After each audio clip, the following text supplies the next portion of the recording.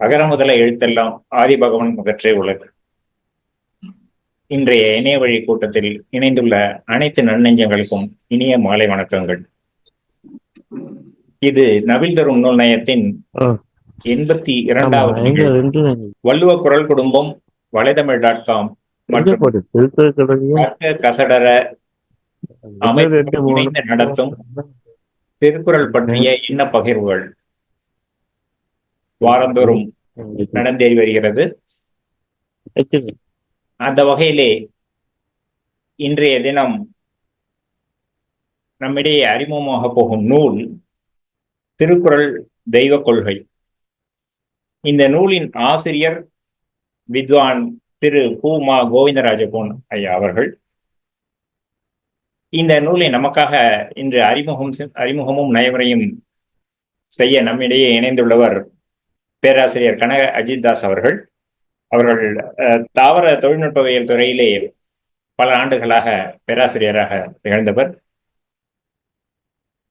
அவரை இன்றைய கூட்டத்தில் அனைவரின் சார்பாகவும் வருக வருக என வரவேற்கிறோம். மற்றும் இந்த கூட்டத்தில் இந்த நயவரையை ருசிக்க வந்துள்ள அனைத்து உள்ளங்களையும் வருக வருக என வரவேற்புரை நிறைவு செய்து அடுத்த நயவரையாளரை பற்றிய அறிமுகத்தை திரு பொன்னியின் செல்வன் அவர்கள் வழங்குவார். நன்றி ஐயா. மிக்க நன்றி. நீண்ட காலத்துக்கு பிறகு நான் இப்போ திருப்பி இணைஞ்சிருக்கேன். சக்கரபாணி, மிக்க வணக்கம். நாம் 82வது நிகழ்வு இருக்கிறோம். திருக்குறள் தெய்வ கொள்கை என்ற நூல் இன்று நயவுரை செய்யப்பட இருக்கிறது. பேச இருப்பவர் பேராசிரியர் கனக அஜித் தாஸ், முக்குடை மாத இதழ் ஆசிரியர். பேராசிரியர் திரு கனக அஜித் தாஸ் அவர்கள் 36 ஆண்டுகள் பல்வேறு கல்லூரிகளில் பல நிலைகளிலே பணியாற்றி ஓய்வு பெற்றவர். தாவர தொழில்நுட்பவியல் துறையிலே தொடர்பான இவரது ஆய்வு கட்டுரைகள் பல உலக இதழ்களில் வெளிவந்துள்ளன. உலகளாவிய பல கருத்தரங்குகள் பலவற்றில் பங்கு கொண்டு உரை நிகழ்த்தியுள்ளார். கல்லூரி பாடத்திட்ட குழு உறுப்பினராகவும் பணியாற்றியுள்ளார். தற்போது ஆங்கிலம் மற்றும் தமிழ் ஆகிய இரு மொழிகளில் வெளியாகும் முக்குடை என்னும் மாத இதழின் ஆசிரியராக இருக்கிறார். மேலும் இவர் ஜைன இளைஞர் மன்ற தலைவராகவும் அஹிம்சை நடை என்னும் அமைப்பின் தலைவராகவும் இருக்கிறார். ஐயா, வணங்கி வரவேற்று இந்நூலை குறித்த உரை வழங்குமாறு வேண்டுகிறேன். வணக்கம். அகர முதல எழுத்தெல்லாம் ஆதிபகவன் முதற்றே உலகு. இந்த உரை நிகழ்ச்சிக்கு திருக்குறள் தெய்வ கொள்கை என்ற தலைப்பில் நடைபெறும் இந்த உரை நிகழ்ச்சிக்கு வருகை தந்திருக்கும் அறிஞர் பெருமக்கள் அனைவருக்கும் என்னுடைய பணிவான வணக்கத்தை தெரிவித்துக் கொள்கின்றேன். முதற்கண் என்னுடைய வணக்கத்தையும் நன்றியையும் கற்க கசடர குரல் குடும்பம் மற்றும் வலைத்தமிழ் ஆகிய அமைப்புகளுக்கும் இதற்கெல்லாம் அச்சாணியாக திகழும் பெருமதிப்பிற்குரிய சிஆர் ஐயா அவர்களுக்கும் என்னுடைய இனிய நண்பர்கள் அனைவருக்கும் என்னுடைய வணக்கத்தை தெரிவித்துக் கொள்கின்றேன். கொரோனா சமயத்திலே நாங்கள் இணைய வழியால் இணைவோம் என்ற ஒரு நிகழ்ச்சியை தொடங்கி அறிஞர் பெருமக்கள் அதில் உரையாற்றினார்கள். அந்த உரையாற்றிய அறிஞர் பெருமக்கள் இங்கே இருக்காங்க. அருமை தோழர் சம்பத் ஐயா அவர்கள் இருக்கின்றாங்க. அஷ்ரப் ஐயா வந்திருக்காங்களா என்ன தெரியல. சிஆர் ஐயா அவர்களும் உரை நிகழ்த்தினார்கள். 100 உரைகள், அது 100 உரைகளும் யூடியூப்ல இருக்கு. ஈரோடு பேராசிரியர் அவர் ராஜு அவர்கள் தான் அதை துவக்கி வச்சாங்க. பல அறிஞர்கள், தொல்லியல் அறிஞர்கள், வரலாற்று அறிஞர்கள், இலக்கியவாதிகள் எல்லாரும் அதில் பண்ணாங்க. தோழர் தியாகு கூட அதில் ஒரு உரையாற்றினார்கள். ஆகவே இவர்கள் எல்லாம் நான் சந்திப்பதில் ரொம்ப மகிழ்ச்சி அடைகின்றேன். இன்று இந்த திருக்குறள் தெய்வ கொள்கை என்ற தலைப்பில் ஒரு என்னென்ன எதிர்பாராத ஒரு நிகழ்ச்சி என்னன்னு பார்த்தீங்கன்னா, குறள் ஆசானை தேவர் அவரை பற்றியும் தெரியாது, அவர் பார்த்ததும் இல்லை. இந்த திருக்குறள் தெய்வ கொள்கை எழுதிய அந்த ஐயா அவர்கள் அவரையும் பார்த்ததில்லை. இதை பேச போற என்னையும் நீங்க பார்க்க போறதில்லை. ஏனெனில் இந்த வீடியோ ப்ராப்ளம் ஆயிடுது. வித்வான் பூமா கோவிந்தராஜ் கோன் அவர்கள் அவர்கள் எவ்வளோ தேடி பார்த்துட்டோம், அவர் படமாக கிடைக்கும்னு பார்த்தா கிடைக்கல. ஒரு சிறிய நூல் A4 தாளை வந்து 4ஆக நீங்க மடினா அதுல ஒரு தாள் தான், அந்த ஒரு தாளுடைய அளவு தான் இந்த புத்தகமே. என்னுடைய சட்டை பையிலே அது ஆனால் மிக செறிவான ஒரு நூலாக இருக்கின்றது. இது அணுவை துளைத்து இல்லைங்களா, அந்த பாடல் மாதிரி இதுல மிகப்பெரிய ஒரு உண்மையிலேயே ஒரு ஆச்சரியமா இருந்தது. இரண்டாவதாக இந்த நூலை நான் ஏன் தேர்ந்தெடுத்தேன், இதை பார்க்கும்போது இது எனக்கு ஒரு பல புத்தகங்களை நான் பார்க்கும் பொழுது இது கிடைச்சிது. ஒரு சமண நூலை நான் எடுத்து பேசியிருந்தேன்னா சமணர் அப்படிதான் சொல்லுவாங்கன்னு சொல்லுவாங்க. அவர் அப்படிதான் சொல்லுவாங்க, அவர் நூல்கள் தான் எடுத்து சொல்லுவாங்கன்னு. ஆனால் இது சமணர் அல்ல, சமரல் அல்லாதவர் எழுதிய நூல் இது. ஆகவே இதுல எந்த விதமான ஒரு அவரு அந்த சமணன் கூட அதுல சொல்லலை. இருந்தாலும் ஒரு முடிவுக்கு வர்றார், அது பின்னால தான் சொல்ல போறேன் நான், அது என்ன முடிவுக்கு அவர் வருகிறார் என்று. ஆகவே இந்த நூல் வந்து என்னுடைய கவனத்தை ஈர்த்தது. இந்த நூலினுடைய இலக்கணம் என்னவென்பது வந்து அருங்கலைச்செப்பு மிக அழகாக தெளிவாக சொல்லுது.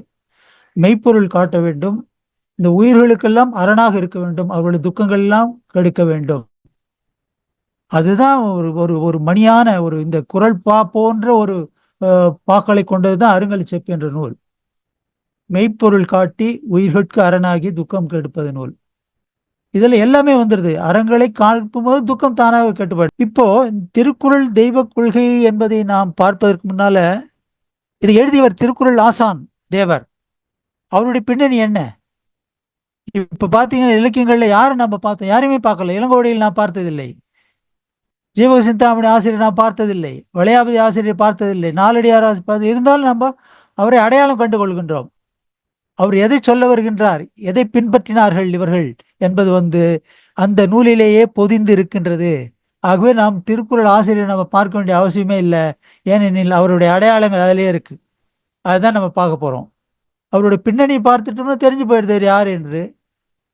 அவர் யார் என்று தெரியும் போது அவர் யாரை பின்பற்றினார் என்று தெரிய போகுது. ஆக இப்படிதான் நம்ம கொண்டு போகணும். இப்போ எகிப்தில் ஒரு பானை ஓடுல ஒரே ஒரு சின்ன தமிழ் எழுத்து இருந்ததுன்னா அது சொல்றோம். இப்போ நம்ம தமிழர்கள் அங்கே பார்க்க வேண்டியதில்லை, அதை பார்த்த உடனே சொல்லுவோம் இது தமிழ் சேர்ந்தது. ஆகவே இந்த திருக்குறள் அரசனுடைய பின்னணியை நாம் பார்த்தோம்னா திருக்குறளினுடைய தெய்வ கொள்கை என்ன என்பதை நாம் அறிந்திட முடியும். ஆகவே இந்த திருக்குறள் ஆசான் இவரோட அடையாளங்கள் எங்கே சேர்றது? அவர் ஏதாவது எழுதி வச்சிருக்காரா பயோடேட்டா, தன் விவர குறிப்புகளை? ஆமாம், எழுதி வச்சிருக்காரு. அதுதான் திருக்குறள் தான் எழுதி வச்சிருக்காரு அவர். ஆகவே திருக்குறளின் கோட்பாடுகளை நாம் நன்கு உணர்ந்தோம் என்றால் அவர் அத்தகைய மனிதர், இந்த வகையான மனிதர். இந்த தமிழர்ல பல பிரிவுகள், பல குழுக்கள் இருந்தன, தமிழர் குழுக்கள். அதில் எந்த தமிழர் குழுவில் இவர் சேர்ந்தார் என்பதை நாம் தெளிவாக. ஆகவே சரி, அதோடு உள்ள திருக்குறள்ல அவருடைய அடையாளங்கள்லாம் இருக்கு. வெளியில் எங்கேயாவது இருக்க அடையாளங்கள் இருக்கின்றன. திருக்குறள் ஆசானுடைய அடையாளங்கள் வெளியே இருக்கின்றன. எங்க இருக்குது? அந்த கோட்பாடுகளை போற்றும் பின்பற்றும் பரப்பும் மக்களினுடைய வாழ்வியலில் இருக்குது. திருக்குறள் ஆசான் எந்த அடிப்படை கொள்கைகளை போற்றினாரோ அதே கொள்கைகளை போற்றும் மக்கள் இருக்கின்றார்கள். அதை பார்த்து கம்பேர் பண்ணிடலாம். ஓ, அவர் என்ன சொன்னாரோ அதுதான் இவங்களும் சொல்லிட்டு இருக்காங்க. அவர் என்னதை தண்டித்தாரோ கண்டிச்சாரோ இவங்க கண்டிக்கிறாங்க. அவர் எதை போற்றினாரோ இவங்க. ஆகவே இவரை வைத்துக்கொண்டு, நம்மால் அறிந்தவரை வைத்துக்கொண்டு அறியாதவரை நாம் தெரிந்து கொள்ளலாம். ஆகவே அந்த கோட்பாடுகள் உள்ள திருக்குறள் இருக்கிறது ஒன்று இருக்கட்டும், அந்த கோட்பாடுகளை போற்றுகின்ற, இன்றும் போற்றுகின்ற, அதை பின்பற்றுகின்ற, அதை பரப்புகின்ற மக்களுடைய வாழ்வியலில், அவருடைய இலக்கியங்களில், அவருடைய புராணங்களில், அவருடைய வழிபாடுகள் அனைத்திலும் திருக்குறளுடைய அடையாளங்கள் உள்ளன. ஆகவே அதை வச்சுக்கிட்டே நம்ம கம்பேர் பண்ணலாம். ஓ, இது இருக்கா, இவர் போன்றுதான் அவரும் இருக்காங்க. ஆகவே இவர் என்ன தெய்வத்தை பின்பற்ற அதே தான். இதுதான் இப்போ திருக்குறளின் அடையாளங்கள், குறளாசானுடைய அடையாளங்கள். அதுதான் திருக்குறளுடைய அடையாளங்கள் என்னவோ அது குறளாசான் அடையாளங்கள். இதுதான் 2000-3000 ஆண்டுகள் பழமை வாய்ந்த அகழ்வாய்வுகளில் காணப்பெறும் சிறு சிறு ஓடுகளில் உள்ள எழுத்து பொறிப்புகள், அடையாளங்கள், சின்னங்கள், கோட்டோவியங்கள் அல்லது அணிகலன்கள் ஏதாவது ஒன்றையோ அல்லது பலவற்றையோ கொண்டு இவற்றோடு தொடர்புறவர்கள் யார் என அனுமானிப்படுகிறோம். பார்த்துடுறோம். அது ஒன்று தெரிஞ்ச உடனே இது தமிழருடையது, இது இவர்களுடையது என்று. ஆகவே குறளாசானை அடையாளம் காண திருக்குறளில் சிறு சிறு சிறு அடையாளங்களாக கருதப்படும் சில பெரிதும் உதவும். சும்மா சாதாரண 1-2 இருந்தது, 1 தான் 2 சொல்ல முடியாது. அதுவே அவருடைய அடையாளத்தை காமிச்சு விடும்.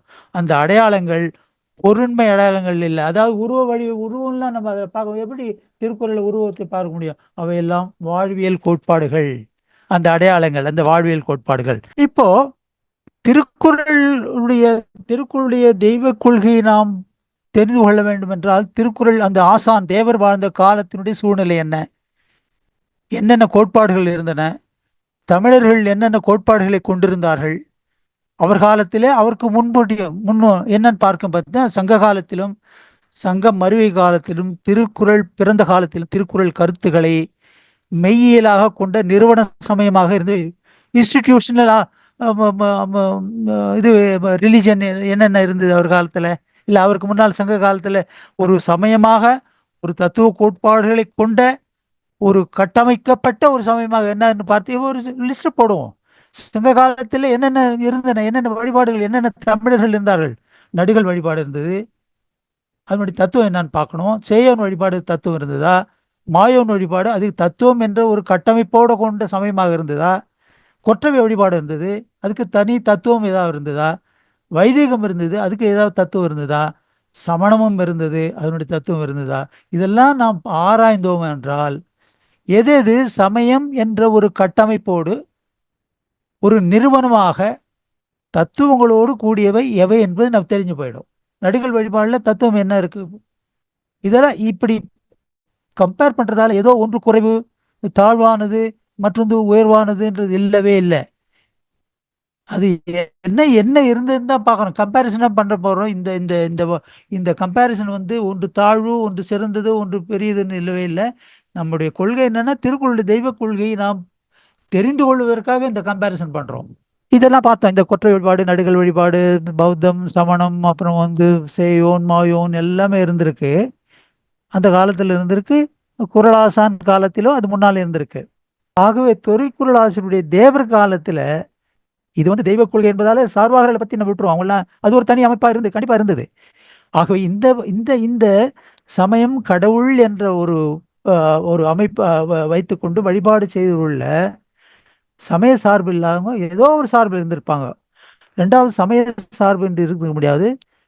கோட்பாடுகள் ஒரே மாதிரி இருந்துன்னு சொல்ல முடியாது. தமிழகத்தில் அந்த காலகட்டத்தில் கோட்பாடுகள், சமய கோட்பாடுகள் எல்லாம் ஒன்றுன்னு சொல்ல முடியாது. பல கோட்பாடுகள் இருந்தன. வாழ்வியல் நெறி ஒண்ணுதான் இருந்ததுன்னு சொல்ல முடியாது. பல வாழ்வியல் நெறிகள் இருந்தன, சமயங்கள் பல இருந்தன. கடவுள் கொள்கை ஒன்றே என்பதும் இல்லை, பல கடவுள்கள் இருந்தாங்க. நம்ம முதல்ல பார்த்துட்டோம். ஒரு காலகட்டத்தில் பல கடவுள்கள் இருந்தாங்க, பல வழிபாடுகள் இருந்தன, பல நம்பிக்கைகள் இருந்தன. குறளாசானுடைய தொன்மை வரலாறு ஒன்றும் தெரியல. அவருடைய தொன்மை வரலாறு பற்றி அவரை பற்றி அதாவது குறளாசான்ற திருக்குறளுடைய ஆசிரியர், அதுதான் நான் குறளாசான்னு சொல்றேன், இல்லைன்னா தேவர்னு சொல்லுவேன். இந்த குறளாசானை அடையாளம் காண எதை நான் என்ன பண்றதுன்னா, குறள்களையே வினவலாம், அதிலே பார்க்கலாம். இந்த திருக்குறளுடைய சுவடுகள் அது சொன்னது வெளியே எங்கெங்க இருக்குது, அது அதனுடைய சுவடுகள். இவர் வந்து பற்றற்றான் தாழ்னை பற்றுகன்னு சொன்னார, இவர் பின்பற்றியது யார் தாள்களை பின்பற்றினார், இவர் யாரை பின்பற்றினார் என்பது ஒரு கேள்வி. இந்த கேள்வியெல்லாம் போடுவோம். முக்கியமாக அடுத்தது பார்த்தீங்கன்னா, குறளாசான் யாருடைய தாள்களை பின்பற்றினார், குறளுடைய சுவடுகள் எங்கெங்க இருக்கு, இந்த குறளாசான் இருக்கார குறளினுடைய திருக்குறள் ஆசிரியர், அவருடைய தாளினை பற்றியவர் யாரு, அவரை பின்பற்றியவங்க யாரு. ஆகவே இங்க வந்து பாத்தீங்கன்னா 3 தலைமுறைகள். திருக்குறள் ஆசிரியருடைய அவர் பின்பற்றியவர் யாரு, திருக்குறள் ஆசிரியரை பின்பற்றியவர்கள் யாருன்னு பார்த்தோம்னா, இன்னும் அதை பற்றி பின்பற்றி கொண்டவர்கள் யார் என்ற ஒரு வினாவை போட்டோம்னா நமக்கு ஒரு விடை கிடைக்கின்றது. அது பின்னால் நாம் பார்க்க போறோம். திருக்குறள் ஆசிரியர் யாருடைய தாள்களை குறிப்பிட்டிருக்கிறார், யாருடைய தாள்களை வந்து வணங்கு என்று சொல்லியிருக்கின்றார், அதை தான் நம்ம இப்ப கண்டுபிடிச்சிட்டோம்னா திருக்குறளுடைய தெய்வ கொள்கை நமக்கு தெளிவாக தெரிஞ்சு. ஸோ திருக்குறள் ஆசிரியர் ஏதோ ஒரு வாழ்வியல் நெறி கொள்கை கோட்பாடுகளால் ஈர்க்கப்பட்டிருக்கிறார் என்பது வெள்ளிடைமலை.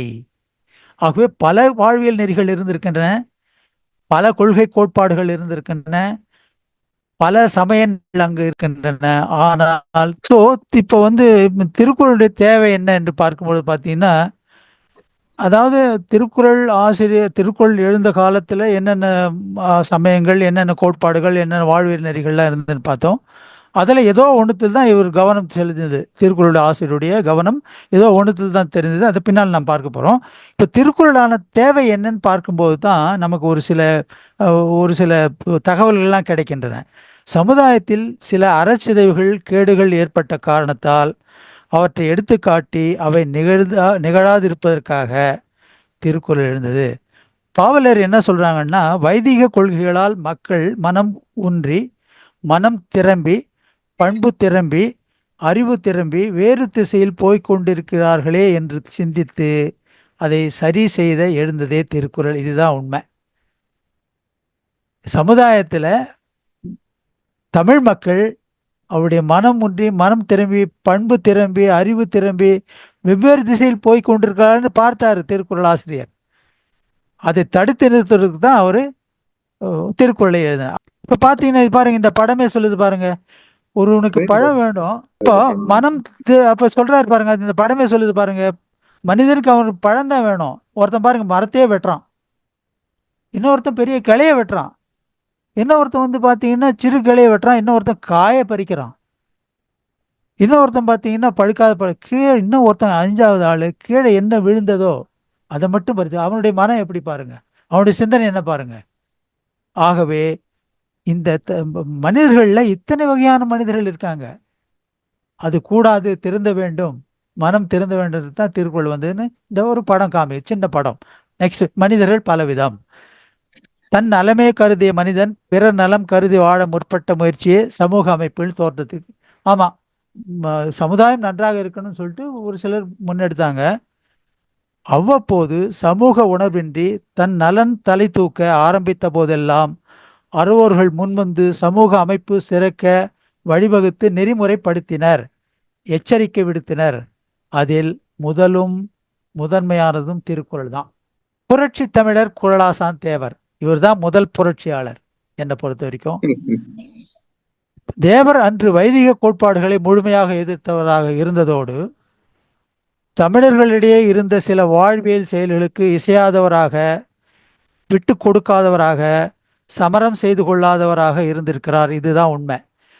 அந்த காலகட்டத்தில் சங்க காலத்து பாடல்கள் எல்லாம் பார்த்தீங்கன்னா எல்லாம் குடியை பற்றி யாரும் கவலை இல்லை, பரத்தியர் தொடர்பு கவலை இல்லை, போர் கொல்லுதல் கவலை இல்லை, கொள்ளையடித்தல் கவலை இல்லை. இத்தனை கேடுகளும் அந்த காலத்தில் இருந்தபோது பெருவாரியாக எல்லாம் புகழ்ந்து பாடியிருக்காங்க. ஒரு புலவர் பாடுறார், ஐயோ நீ இறந்து விட்டியே, நான் இனிமேல் எப்படி நான் கள்ளு குடிப்பேன், முந்தையாக கள்ளு கொடுத்துட்டு இருந்தியே. இந்த காலகட்டத்தில் இருந்த சூழ்நிலையால் அவர் திருக்குறள் ஆசிரியர் அவ்வளோ பேர் இருந்தாலும் அச்சமின்றி, அதனால் ஈர்க்கப்பட, இவ்வளோ பேர் இருக்காங்களே உலகத்தோடு அப்படி போடலான்னு இல்லை, அவர் எதுக்கும் இசையாதவராக, விட்டு கொடுத்தவராக இந்த வாழ்வியல் செயல், இதெல்லாம் வாழ்வியல் செயல், கள்ளு குடிக்கிறது ஒரு அவங்களுடைய வாழ்வியல் செயல். எனவே சில புதிய புரட்சிகரமான வாழ்வியல் கோட்பாடுகளை முன்வைத்த ஒரு பிரிவு புரட்சி தமிழராக இருந்தார். இவர் தான் புரட்சி தமிழர். இதையெல்லாம் வேணான்னு தைரியமா இதுக்கு முன்னால் யாரும் சொல்லல. கள் குடிக்காத, பிற உயிர்களை கொல்லாத, இதெல்லாம் யார் சொன்னது? யாரும் பரத்தியர்கிட்ட போகாத.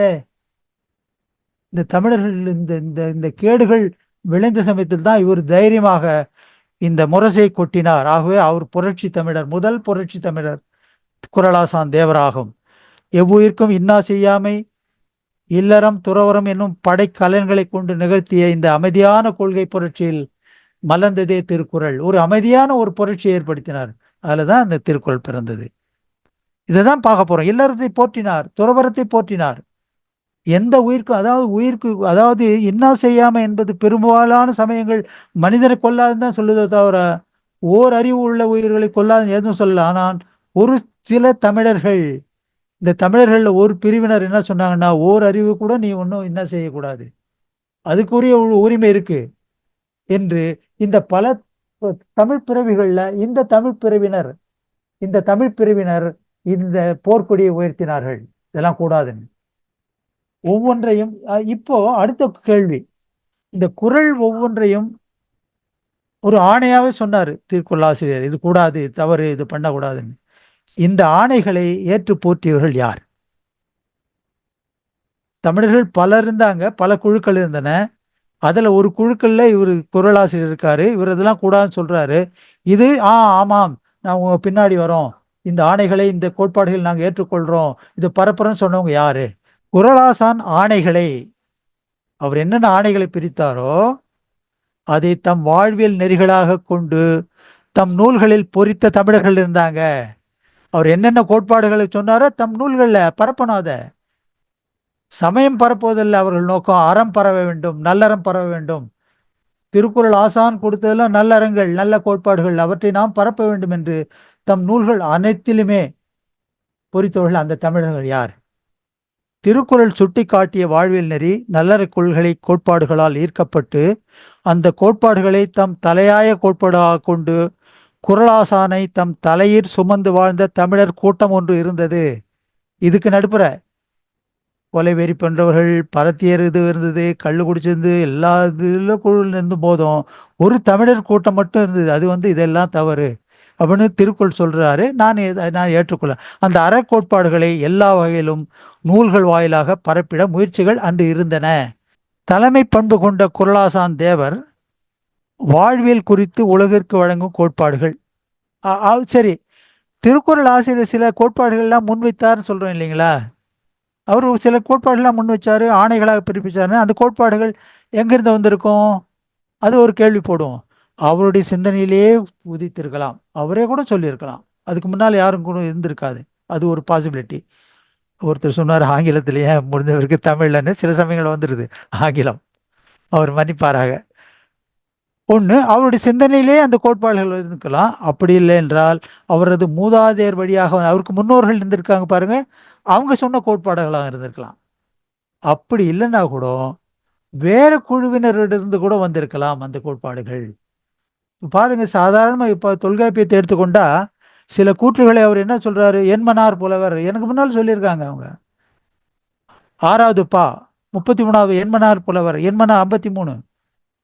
ஆகவே அவர் என்ன சொல்லியிருக்காரு? இதை நான் சொல்லலையா, முன்னாடியே முன்னோர்கள் சொல்லியிருக்காங்க. ஆகவே திருக்குறள் உள்ள கோட்பாடுகள் அவரே சொன்னதா, இல்லை அவருடைய முன்னோர்கள் சொல்லியிருந்ததா, அல்லது வேற அவருடைய முன்னோர்கள் இல்லாமல் வேற குழுவிலிருந்து வந்ததா என்று கொள்ளி பார்க்கும்போது பின்னால் நாம் பார்க்க போறோம். 2வது, தன் படைப்பில் தன் பெயரை தேவர் ஏன் இடவில்லை? இவ்வளோ அருமையான ஒரு இலக்கிய படைப்பு, முதலாக மிக சிறந்த ஒரு அறநூல்களை கொண்டாந்தாரு, அவர் ஏன் அவர் பெயரை போடல? ஏன் எனில், அவர் ஏன் போடலைன்னா அதுக்கு முக்கிய காரணம் உள்ளது. திருக்குறளின் கருப்பொருள், அதனுடைய அறக்கருத்துக்கள் முன்னோர் கருத்துக்கள் என்பதால் தமது நூலில் தம் பெயரை குறிப்பிடாத பெருந்தகையாளர் குறளாசான். அவர் தனதுன்னு சொல்லிக்கல. அந்த முன்னோர் யார்? அவர் பெயர் என்ன? இந்த கோட்பாடுகள்லாம் இப்போ ஒரு ஒரு ஒரு முடிவுக்கு வந்திருக்கோம். அவர் ஏன் பெயர் போடலன்னா, நானே சொல்லியிருந்தேன்னா என் பேரை போட்டுக்குவேன். இதுக்கு முன்னாலே சொல்லியிருக்காங்க இந்த கோட்பாடுகள்லாம். கள்ளு குடிக்கூடாது, பரத்தேறு கூடாது, எந்த உயிரையும் கொல்லக்கூடாது, அறம் தான் நல்லறம் செய்ய வேண்டும், இல்லறம் போற்ற வேண்டும், துறவரம் ஏற்க வேண்டும்னா முன்னாலே சொல்லிட்டாங்க. அவங்க சொன்னதை நான் எப்படி பெயர் போட்டுக்கணும்? பெயர் போடல. அந்த முன்னோர் யார்? அவருக்கு சொன்னார் இல்லையா, அவர் பெயர் என்ன? அவர் பேர் ஒரு பேர் இல்லை, பல பெயர்கள். அவர் பேர் தான் ஆதிபகவன், அவர் பேர் தான் வாலறிவன், அவர் பேர் தான் மலர் மிசை நடந்தவன், அவர் பேர் தான் வேண்டுதல் வேண்டாம இலான், அவர் பேர் தான் அறவாழி அந்தணன், அவர் தான் ஊமை இல்லாதவன், அவர் தான் எண்குணன் இறைவன். அந்த முன்னோருடைய பேர்கள் தான் இவையெல்லாம். அவங்க பேர் இருக்கும்போது என் பேரை எப்படி போடணும் அவர் போடல. இதுக்கு பாருங்க, தொல்காப்பியத்தில் அப்படி இருக்கு. முதல் நூல் வழி நூல் இருக்கு, அவரே சொல்லியிருக்காரு. யாரோ முதல் நூல் படிச்சிருக்காங்க, அதனுடைய சார்பா வழிநூல். அது இல்லாமல் சூடாமணி நிகண்டு 3 நூல் பிரிவுகளை சொல்லுது. பூமலி அசோகின் கீழ் பொலிந்த எம் அடிகள் முன்னால் ஏமமாம் முதல் நூல் சொல்ல, கணதர் ஏன்ற பாவால் தாம் ஒரு வழிநூல் சொல்ல, சார்பு நூல் பிறரும் சொல்ல, தோமிலா 3 நூலும் தோம் என உதித்தன்றே. முதல் நூல், வழிநூல், சார்பு நூல் என்று 3 நூல்கள் இருக்கின்றன. முதல் நூல் அடிப்படை கருப்பொருள், அந்த வழிநூல் அந்த கருப்பொருளை சிறிதும் மாறாமல் அதை விளக்கம்.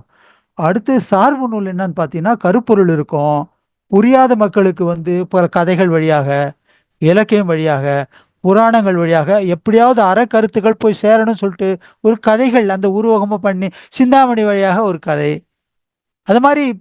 ஆகவே அதுதான் சார்பு நூல். முதல் நூல் அடிப்படையான கருப்பொருள்.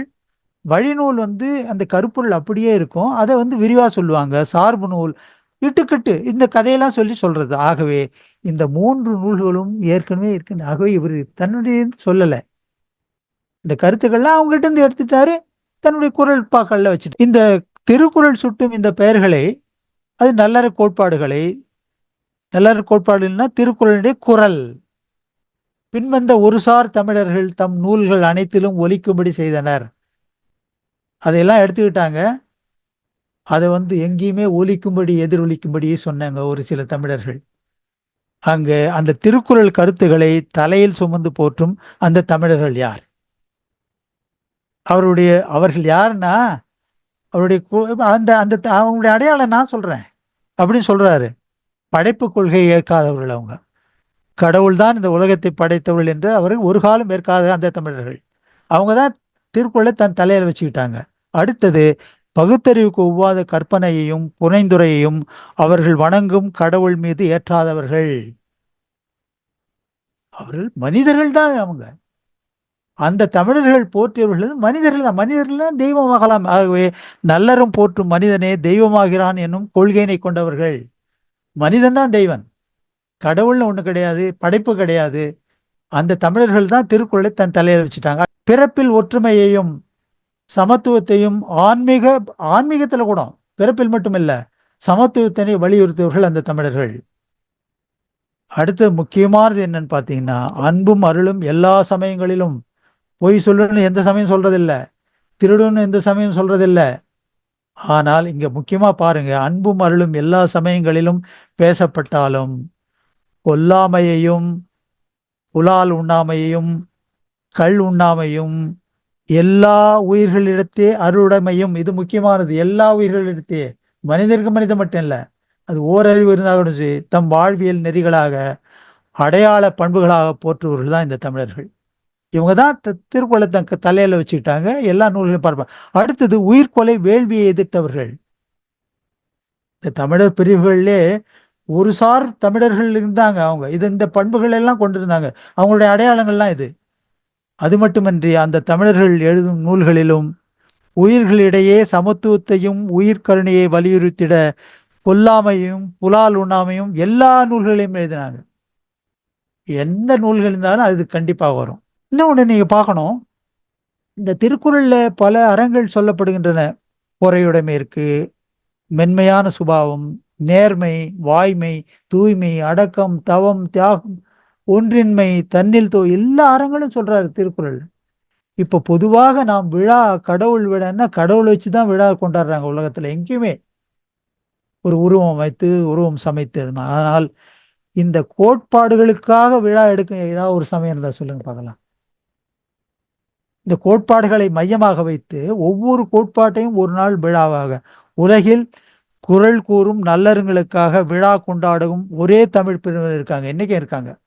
இவர்கள் பொறையுடைமை, மெல்லியல்பு, நேர்மை, வாய்மை, தூய்மை, அடக்கம், தவம், தியாகம், ஒன்றின்மை, தன்னில் தோய்தல் ஆகிய அறங்களை ஆண்டுதோறும் பத்தர விழாவாக கொண்டாடி இன்னைக்கும் கொண்டாடிட்டு இருக்காங்க. குரலாசை இது எங்கேயுமே நம்ம கேள்விப்பட்டது. விழா கொண்டாடுறாங்க, கடவுள் கொண்டாடுனா கடவுளை படைப்பாங்க, கடவுள் சமைப்பாங்க, அவர் எதற்கு தான் அவரை போற்றி வணங்குவாங்க. ஆனால் அறங்களை கடவுளாக, கடவுளுக்கு மேலாக, அங்க கடவுளுக்கு அங்க வேலையே இல்லை, அறங்கள் தான். அதை பற்றி குரலாசாரம் நல்லறங்களை, நற்கோட்பாடுகளை நினைவு கூர்ந்து அவற்றிற்கான விழா எடுத்து அவற்றின் மீதான அறவுரை நிகழ்த்தி அவை குறித்த நூல்கள் வெளியீடு செல்பவர்கள் இந்த தமிழர்கள். ஆகவே இந்த அறங்களுக்காக ஒரு விழா எடுத்தவங்க தமிழர் இன்னும் இருக்காங்க. வாழ்வியலை அந்த இப்ப நான் என்ன சொல்றேன்னா, திருக்குறளுடைய அடையாளங்களை போற்றி தலைமீது சுமந்து அதை பரப்பும் தமிழர்களுடைய அடையாளங்கள் தான் ஒவ்வொன்றா சொல்லிட்டு வர. அவங்க படைப்பு கொள்கை ஏற்படுறது இல்லை எல்லா. இப்போ அடுத்தது பார்த்தீங்கன்னா, வாழ்வியலை இல்லறம் துறவரம் என இரு பகுதிகளாக கொண்டு இரண்டையும் பெரிதும் தம் நூல்களில் போற்றுபவர்கள். ஏன்னா ஒரு சிலர் திருக்குறள் போது உடனடியாக சமணர்களை பற்றி அறிய மாட்டாங்க, ஒரு சில தமிழர்களை பற்றி அறிய மாட்டாங்க. அவங்க இல்லறத்தை பற்றியே ஒன்றும் கவலை இல்லைங்க, எடுத்த உடனே துறவரம் தாங்க அவங்க. இதுதான் உண்மை. அவங்க எதுவுமே பார்த்தே இருக்க மாட்டாங்க, அதை பற்றி படிச்சிருக்க மாட்டாங்க. அவங்க அதெல்லாம் நம்புறது இல்லைங்க, எடுத்த உடனே துறவரம் தாங்க சொல்லுவாங்க. இல்லை, அப்படி இல்லை. அந்த தமிழர்கள் அவங்க இல்லறத்தையும் போற்றினார்கள், துறவரத்தையும் போற்றினார்கள். இல்லற நெறியை மிகவும் செம்மையாக சிறப்புற பயனுள்ளதாக அமைத்திட இல்லறநெறி நூல்கள் பலவற்றை வழிகாட்டும் நூல்களாக ஏற்றிருக்கின்றார்கள். இரண்டாவது, கொல்லாமை, பொறையுடைமை, அன்புடைமை முதலியவற்றை எவ்விடத்தும் முரண்பாடின்றி பெரியதொரு அளவில் போற்றும் நூல்களாக அமைத்தார். இந்த நூல்கள் திருக்குறளின் குறள்களாகும். அந்த தமிழர்களுடைய எந்த நூலாக இருப்பினும் இந்த இரண்டு அறங்களும் இல்லறம் துறவரம் ஆகியவற்றை அடிப்படையாக கருப்பொருளாக இருக்குமா. அதில் கண்டிப்பாக இருக்கும். அது இல்லறமும் போற்றப்படும், அடுத்து துறவரம் போற்றப்படும். அவர்கள் நூல்கள் அனைத்துமே திருக்குறளின் பிரதிபிம்பங்கள், குறளின் குறள்கள், விளம்பர பதாகைகள். அந்த தமிழர்கள் யார்? அந்த நூல்கள் யாவை? இப்படி சொல்றீங்களே, திருக்குறளுடைய அந்த நூல்கள் தான் இதான். அந்த நூல்கள் தொல்காப்பியம், சிவசிந்தாமணி, நரிவிருத்தம், சூளாமணி, பெருங்கதை, வளையாபதி, மேருமந்திர புராணம், உதயவானம் எல்லாம் எல்லாத்தையும் போட்டு துறவரம் அதில் இருக்கு. எங்க இல்ல? மிக அருமையா பேசுது. இல்லறத்தை பத்தி தான் முதல்ல பேசுது, பின்னால்தான் துறவரம்.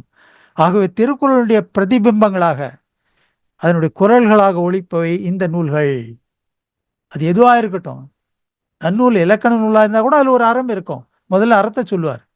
ஏலாதி, சிறுபஞ்ச மூலம், அறநெறிச்சாரம், அருங்கலிச்செப்பு, ஜீவசம்போதனை, அகத்தில் சூடி, இன்னா 40, நீலகேசி, திருக்கலம்பகம், திருநூற்றந்தாதி எல்லாமே குறளை பரப்புவதற்காக எழுந்த நூல்கள்னு நான் கண்டிப்பாக சொல்லுவேன். ஏனெனில் அந்த அறங்கள்லாம் இதில் இருக்கு. அந்த அறங்களை பரப்புவதற்காக நூலை சமயத்தை பரப்புவதற்காக அல்ல. இதில் பெரும்பாலும் பேரே இருக்காது, அவங்க பேரே இருக்காது, சமணன் கூட இருக்காது அதில். ஆகவே இந்த அறநூல்களில் தலைமை இடம் பெறுவது திருக்குறள். பிறப்புக்கும் எவ்வுயிர்க்கும் ஒன்றாக நல்லது கொல்லாமை, கொல்லா நலத்தது நோன்மை, நிலையாமை உணர்வீர், இல்லறம் போற்றுவீர், துறவரம் ஏற்பீர் முதலான உயரிய கொள்கைகளுடன் விளங்கும் திருக்குறளை பிரதிபலிக்கும் நூல்களே அந்த தமிழர்களின் நூல்கள், சமணத்தமிழர் நூல்கள். சமணத்தமிழர் அவருடைய நூல்கள் எல்லாம் திருக்குறளினுடைய பிரதிபிம்பங்கள். 2 வரியில இருக்காது. ஒரு சிலருக்கு புரியாது, கதையாக தான் சொல்லணும். ஒரு சிலருக்கு இலக்கியமாக தான் சொல்லணும். ஒரு சிலருக்கு 4 வரி பாடல்களாக சொல்லணும், நாலடியார். ஆகவே பல வடிவங்களில் திருக்குறளுடைய கருத்துக்களை பரப்ப வேண்டும், எங்கும் பரப்ப வேண்டும் என்ற நூல்களை எழுதினார்கள். திருக்குறளின் கோட்பாடுகளை தலைமீது சுமக்கும் அந்த தமிழனுடைய அடையாளங்கள். ஒரே ஒரு பாடல் சொல்றேன் பாருங்க, திருக்கலம்பகன்றதுல இருக்கு, அப்படியே பிரதிபலிக்குது. விரையார் மலர்மிசை வருவார், திருவரும் விழைவார். அவன் அடையாளம் பாருங்க, அடையாளம். கொலையினை விழையார், பொய் உரையார், களவினை ஒழுகார், பிறன்மனை உவவார், மிகு பொருள் உவவார், வெம் சுரையால் உணர்வினை அழியார், அழி தசை தூவார், விடமென எவ்வாறும் புறையர், நரவினை நுகரார், இரவுணல் புகழார், குறவரை இகழாரே. பாருங்க, எல்லாம் வந்துடுது. கொலையினை விழையார், பொய் பேச மாட்டாங்க, களவு பண்ண மாட்டாங்க, பிறன்மனை ஓவார், மிகு பொருள் ஓவார், அவருக்கு வேண்டிய தேவையான பொருள் மட்டும், இல்லைன்னா திருடாது. வெஞ்சுரையால் இந்த கள்ளு குடிக்க மாட்டாங்க, அழி தசை துவார், மற்ற உயிர்களை கொன்று அதை சாப்பிட மாட்டாங்க. இதுதானே திருக்குறளுடைய கருத்துக்கள். இதுதான் சொல்லு திருக்கலம்பகம். ஒரே பாட்டு சொல்லுது பாருங்க. ஆகவே இப்போ ஒரே ஒரு பலது இருக்கு, ரொம்ப விரிவா இருக்கு. இருந்தாலும் ஒண்ணு திருக்குறளின் குறளின் எதிரொலிகள். தன்னுயிர்க்கு இன்னாமை தான் அறிவான் என்கொலோ, மண் உயிர்க்கு இன்னா செயல். திருக்குறள். ஜீவ சிந்தாமணி என்ன சொல்லுது பாருங்க. தன்னுயிர் தான் பரிந்தோமுமாறு போல் மண்ணுயிர் வைகளும் ஓம்பி வாழுமேல், இன்னுயிர்க்கு இறைவனாய் இன்பமூர்த்தியாய் பொன்னுயிராய் பிறந்து உயர்ந்து போகுமே. பாருங்க, அப்படியே எதிரொலிக்குது. இப்போ நீங்கள் அப்படியே அந்த 2 வரியா ஜீவசிந்தாமணி சொல்ல முடியாது, திருக்குறள் சொல்லணும். ஆகவே திருக்குறளுடைய கருத்துக்களை வைத்துக்கொண்டு அவர்கள் ஒரு பாடலாக எப்படியோ வெளியே அந்த அறம் பரவ வேண்டும். தன் உயிர் தான் பரிந்து ஓம்புமாறு போல் மண்ணுயிர் வைகளும் ஓம்பி வாழுமேல். அது மாதிரி பண்ணுங்க. நீங்க உன்னோட உயிரை ஓம்புறையும் அப்படி பண்ணுங்க. இது திருக்குறளுடைய குரல் தானே அது. 2வது அவர் நிலையமை அந்த தமிழர்கள் பெரிதும் சுட்டினார்கள். இதுதான் அடிக்கடி ஒரு நெகட்டிவ் பாயிண்டா சொல்றது. அவங்க எதையுமே எடுத்த உடனே எல்லாமே நிலையாமை, எதையும் நம்புறதில்லை. நிலையாமை ஏன் சொன்னாங்க? அதுதான் நிலைத்த மெய்மை. யாக்கை நிலையாமை, பொருள் நிலையாமை என ஏன் அந்த தமிழர்கள் நிலையாமை சுட்டினார்கள்? இது எப்படி எதிர்மறையாகும்? இது எவ்வாறு இல்வாழ்வை பழித்ததாகும்? இவங்க இப்போ ஆழத்துக்கு இல்லைங்க, உடனே எடுத்த உடனே எல்லாம் நிலையாமை சொல்றாங்க. அதுக்கு காரணம் காலன் வரும் நாளினையும், எப்போ ஏமா வர போறான்னாலும் கடும் கூற்றின வரும் நோயினையும் கணித்தவர் யார்? எப்போ வரும்னு யாருக்கு தெரியும்? ஆகவே நிலையாமை ஏன் சொன்னாங்கன்னா, இளமையில் துரத்தலுக்கான அறவுரை அன்று. இளமையிலே நீ போயிடியான்னு சொல்லல, நல்லலம் புரிதலுக்கு நாள்கோள் இளமை முதுமை பாரேல் பார்க்காத. எப்போனாலும் காலன் வருவான், எப்போனாலும் நோய் வரும். அப்போ போய் பண்ணணும்னா நீ என்ன பண்ணுவ? ஆகவே பண்ணு, அது அந்த அறத்தை செய்ய வேண்டும், எதையும் பார்க்காத செய்யணுன்றது தான் நிலையாமை சொன்னாங்க. ஒரே ஒரு பாடல், என்ன அருமையான பாடல் பாருங்க, சிவசிந்தாமணியில. அதுக்கு நான் கைகால் ஓய்ந்த பின்னே துடிப்பதில் லாபம் என்ன, கையார் பொதித்துணையே காட்ட கயற்கண்ணால் அதை காட்டாள், ஐயா விளாம்பழமே என்கின்றீர் ஆங்கு அதற்கு பருவம் அன்று, என் செய்கோ என சிறந்தாள் போல் சிறவா கட்டுரையால் குறித்தவெல்லாம் பொய்யே பொருளுரையா முன்னே கொடுத்துண்டல் பொறுமின் கண்டீர். தேவர் தேவர் சொல்றாரு, திருத்தக்க தேவர் சொல்றாரு, அவன் வந்து படுக்கையில் இருக்கான், இது வரைக்கும் அறம் என்பதே செய்யல, இப்போதான் நாம சாக போறோம், ஏதாவது நம்ம போறதுக்கு முன்னால் ஏதோ அறம் செய்யணும், அங்க ஒரு சின்னதா மூட்டை கட்டி வச்சிருக்கேன் பாரு, அந்த பொருளை கொண்டாயேன் அப்படின்னு கை காண்டான். இவர் தெரிஞ்சுக்கிட்டா இந்த பொருள் நம்ம கையை விட்டு போக போகுது அப்படின்னு. என்ன சொல்றான், ஐயோ இப்போ போய் விளாம்பழம் கேட்குறீங்களே, விளாம்பழம் காலமா இது, இப்போ விளாம்பழம் கிடைக்காதுங்க பாருங்க. அவன் ஆகவே தான் நீங்க எப்போ நல்லா இருக்கீங்களோ அப்பவே நல்லது செய்யுங்க. பாருங்க என்ன அருமையான ஒரு பாடல் பாருங்க. அவன் அவன் சொல்றது அந்த பொருள் பொதியை கொண்டாடுறான், இவன் சொல்றது என்ன, ஐயோ விளாம்பழம் போய் கேட்குறீங்களே இப்போ, பாருங்க அப்போ அவனால முடியல. ஆகவே தான் நிலையாமை சொன்னது அதுக்கு தான், நீ அறம் புரிய வேண்டும் ஐயா என்று சொல்றது தானே தவிர நீ உடனே திறந்து போ இந்த இல்வாழ்க்கை வேணாம் அப்படின்னு சொல்றதுல தவறான கருத்துக்கள் இவெல்லாம். ஏன்னா இதெல்லாம் கொண்டாந்துதான் பின்னால் தெய்வ கொள்கை நாம் பார்க்க போறோம். அதுதான் நான் சொல்றேன். நாலடியார் எல்லாருக்கும் தெரிஞ்சதுதான், மற்றறிவாம் நல்வினையாம் இளையம் என்னாது கைத்துண்டாம் பொழுதே கரவாத அறம் செய்மீன் முற்றி இருந்த கனியொழிய தீவழியால் நற்காய் உறுதல் உண்டு. பெரிய காத்தடிக்குது, நல்ல காய், பழுத்த காய்க்கு அப்படியே இருக்கும், சின்ன பிஞ்சுகள்லாம் உண்டு போயிடுது. ஆகவே நீ இலைசிலேயே கூட போயிடுவ. ஆகவே நல்லது செய், எப்பவுமே நல்லது செய், இதுக்கு நாள் கோள் பார்க்காத சொல்லல, அறத்தை தான் இது சொல்லுது. இது திருக்குறள் அறம் தான், இது அறம் செய்க, அறத்தை தான் போட்டுறாரு.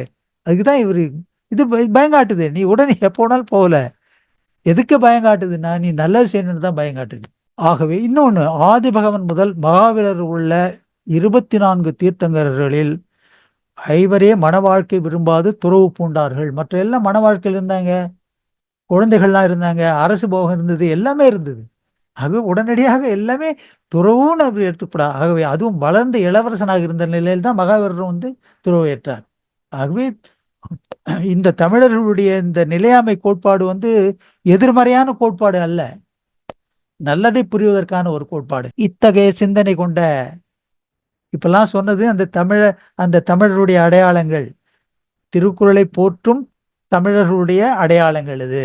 இத்தகைய சிந்தனை கொண்ட சமண தமிழரின் இலக்கியங்கள் எல்லாம் இல்லற நெறியை கை கொண்டு நிறை வாழ்க்கை வாழ்ந்த மனிதர்களை பற்றியதாகும். சிந்தாமணி எடுத்துங்க, எத்தனை மனைவிகள் இருந்தான், சூளாமணி எடுத்துக்கொள்ளுங்கள், எல்லாத்து கதாநாயகர்கள் எல்லாம் வாழ்க்கை வளர்ந்தவர்களாம். அந்த இலக்கியங்கள்லாம் உடனே துறவை எடுத்த உடனே துறவை சொல்லலை.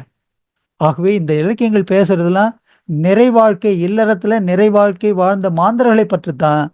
சிவசிந்தாமணி பேரிலக்கியங்களாகட்டும் சிற்றிலக்கியங்களாகட்டும் நிறை வாழ்க்கையை இல்லறத்தில் வாழ்ந்த பின்னரே வேறொரு வாழ்க்கைக்கு, துருவ வாழ்க்கைக்கு மாறிய மாந்தர்களை தான் சொல்லுவதை தவிர அவங்க வந்து எடுத்த உடனே இந்த தமிழர்கள் வந்து துறவுக்கு போகணும் இதெல்லாம் கிடையாதுன்னு சொல்லலை. சமணம் என்றால் துறவு என்ற பிம்பம் உருவாக்கப்பட்டு விட்டது. சமணன்னா உடனே துறவு.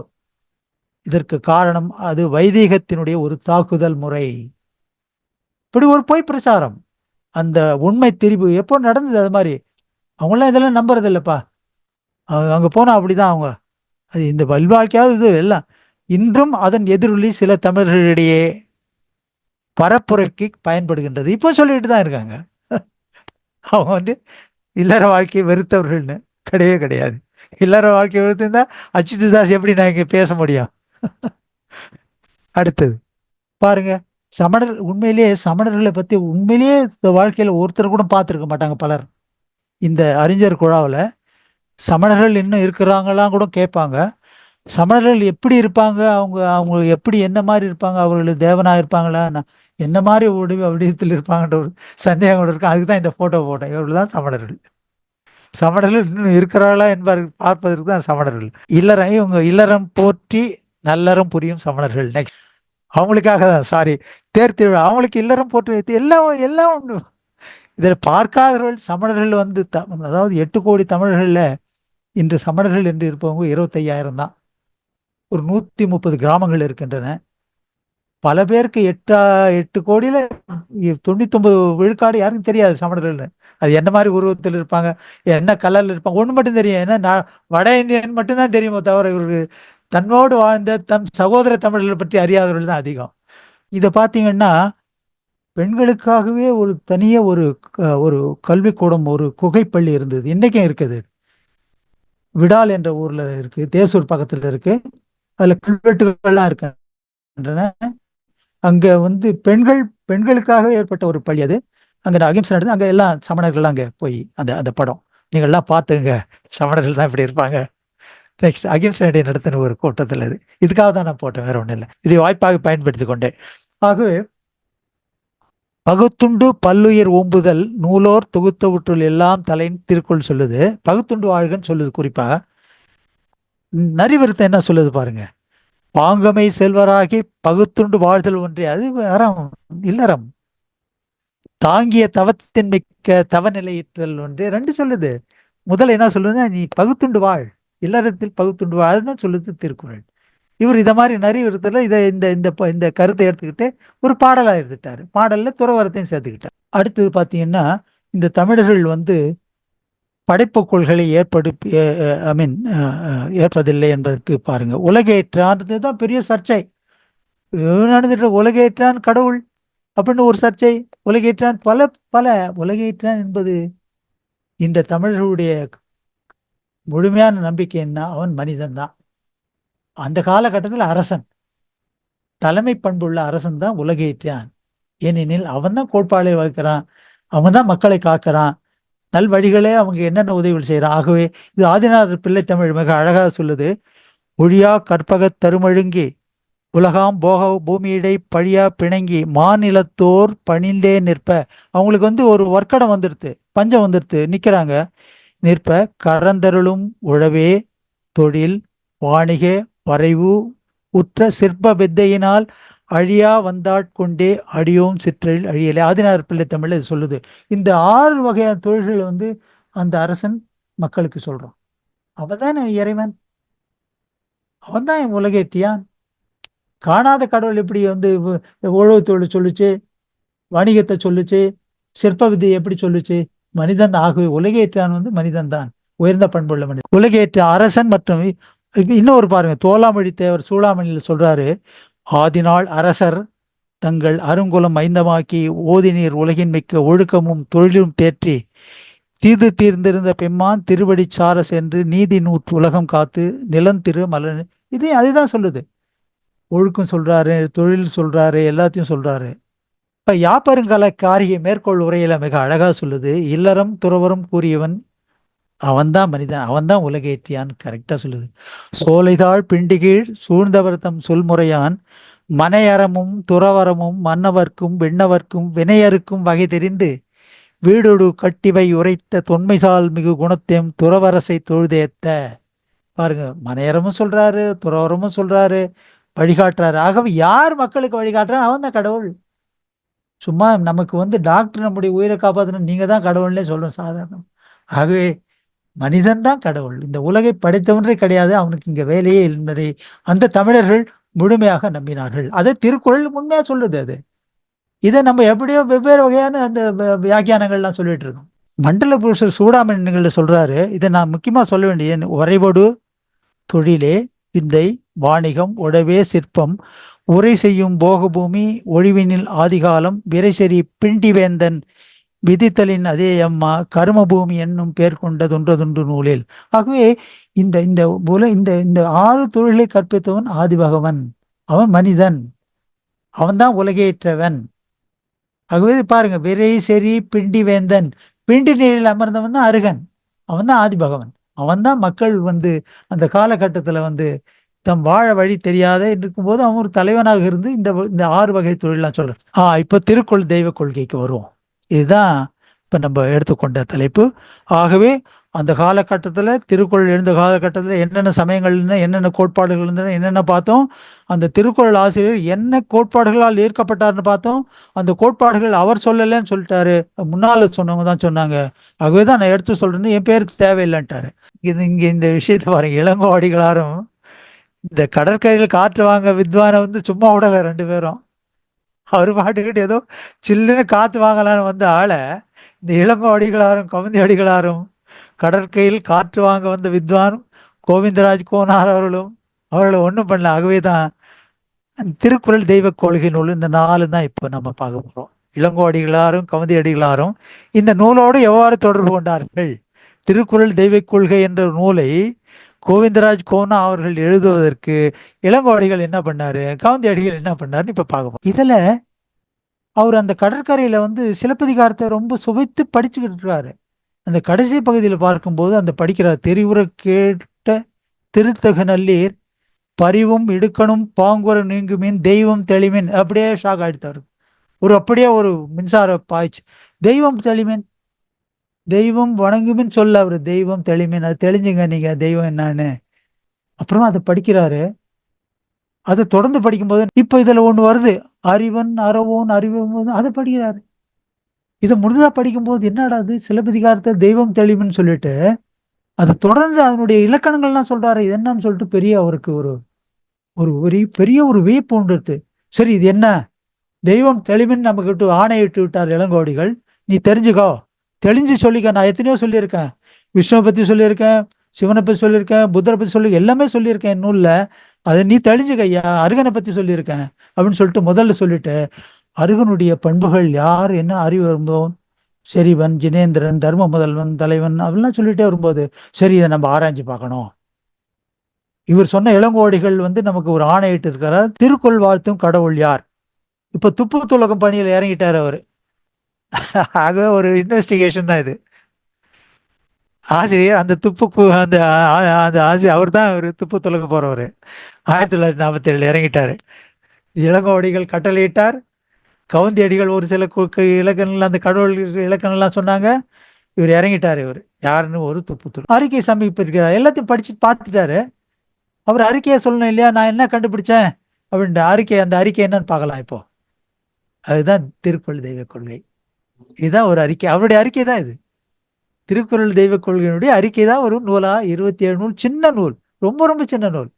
என் பாக்கெட்லேயே வச்சுக்கலாம். அதை இந்த A4 சைஸ் பேப்பர் சொன்னேன் இல்லைங்களா, அதை 4 மடிச்சா கூட அது பெருசா இருக்கும்.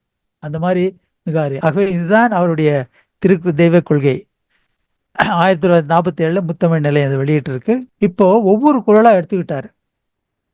உண்மையிலேயே திருக்குறளுடைய நமது நமது என்று சொல்றவங்க பார்த்தீங்கன்னா இந்த அதாவது நான் தமிழ் நிலத்தில் மட்டும்தான் இப்போ நம்ம பேசுறோம். தமிழர்கள் தமிழ் நிலத்தில் தான் இந்த ஆய்வு நடக்குது. பீகார்ல என்ன சொன்னாங்க, அந்த நூல்ல என்ன சொன்னாங்க, இந்த நான் எடுத்துக்கொள்ளல, அதெல்லாம் எடுத்துக்கல. நம்மளுடைய ஆய்வு வந்து இங்கே தான், தமிழர்களிடையே தான். இந்த திருக்குறளில் கூறப்படும் அந்த முதல்ல சொன்னேன் இல்லைங்களா, ஒரு பேர் இல்லை, அவர் வந்து பின்பற்றிய அந்த யார் தாளை பின்பற்றியதுன்னு சொல்லும்போது ஒரு பேரான்னு பார்த்தா பல பேர்கள், எண்குணன், அறவாழியந்தனன், ஆதிபகவன், பாலறிவன்லாம் சொல்றாரு இல்லைங்களா. இந்த பெயர்கள் எல்லாம் உண்மையிலே தம் சமயத்து தம்முடைய குழுவுக்கு உரிய பெயர்கள் என்றிருந்தால் தம் நூல்களில் சொல்லியிருக்கணும். எல்லா நூல்களையும் எடுத்து வச்சிருக்கணும். மிக உயரிய நூல்கள் இல்லையா, உயரிய பெயர்கள் இல்லையா. திருக்குறள் ஆசிரியரே இந்த பெயர்களை சொல்லியிருக்காருன்னா நான் என்னுடைய சார்ந்ததுன்னா என்னுடைய நூல் அதை வெளியிட்டுருக்கணும். யார் அதிகமாக வெளியிட்டிருக்காங்க பார்த்தீங்கன்னா இதை தான் பார்க்க போகிறோம். இந்த ஆதி பகவன்றது யார் யார் சொல்லியிருக்காங்க அதிகம் பார்த்தீங்கன்னா அதெல்லாம் படிக்க போகிறத சும்மா பாருங்க. திருக்கலம்பத்தில் இருக்கு ஆதி பகவனே அருகனை மாது. ஆதி பகவன் என்ற ஒரு பேரு எத்தனை சமண நூல்கள், இதெல்லாம் இப்போ அவர் சமண நூல்கள் தான் சொல்றாரு, மற்ற நூல்கள் இல்லை. இத்தனை பேர்களும் அவங்க நூல்களில் இல்லை. எங்கேயோ 1 2 சொல்லி இருக்கலாம்.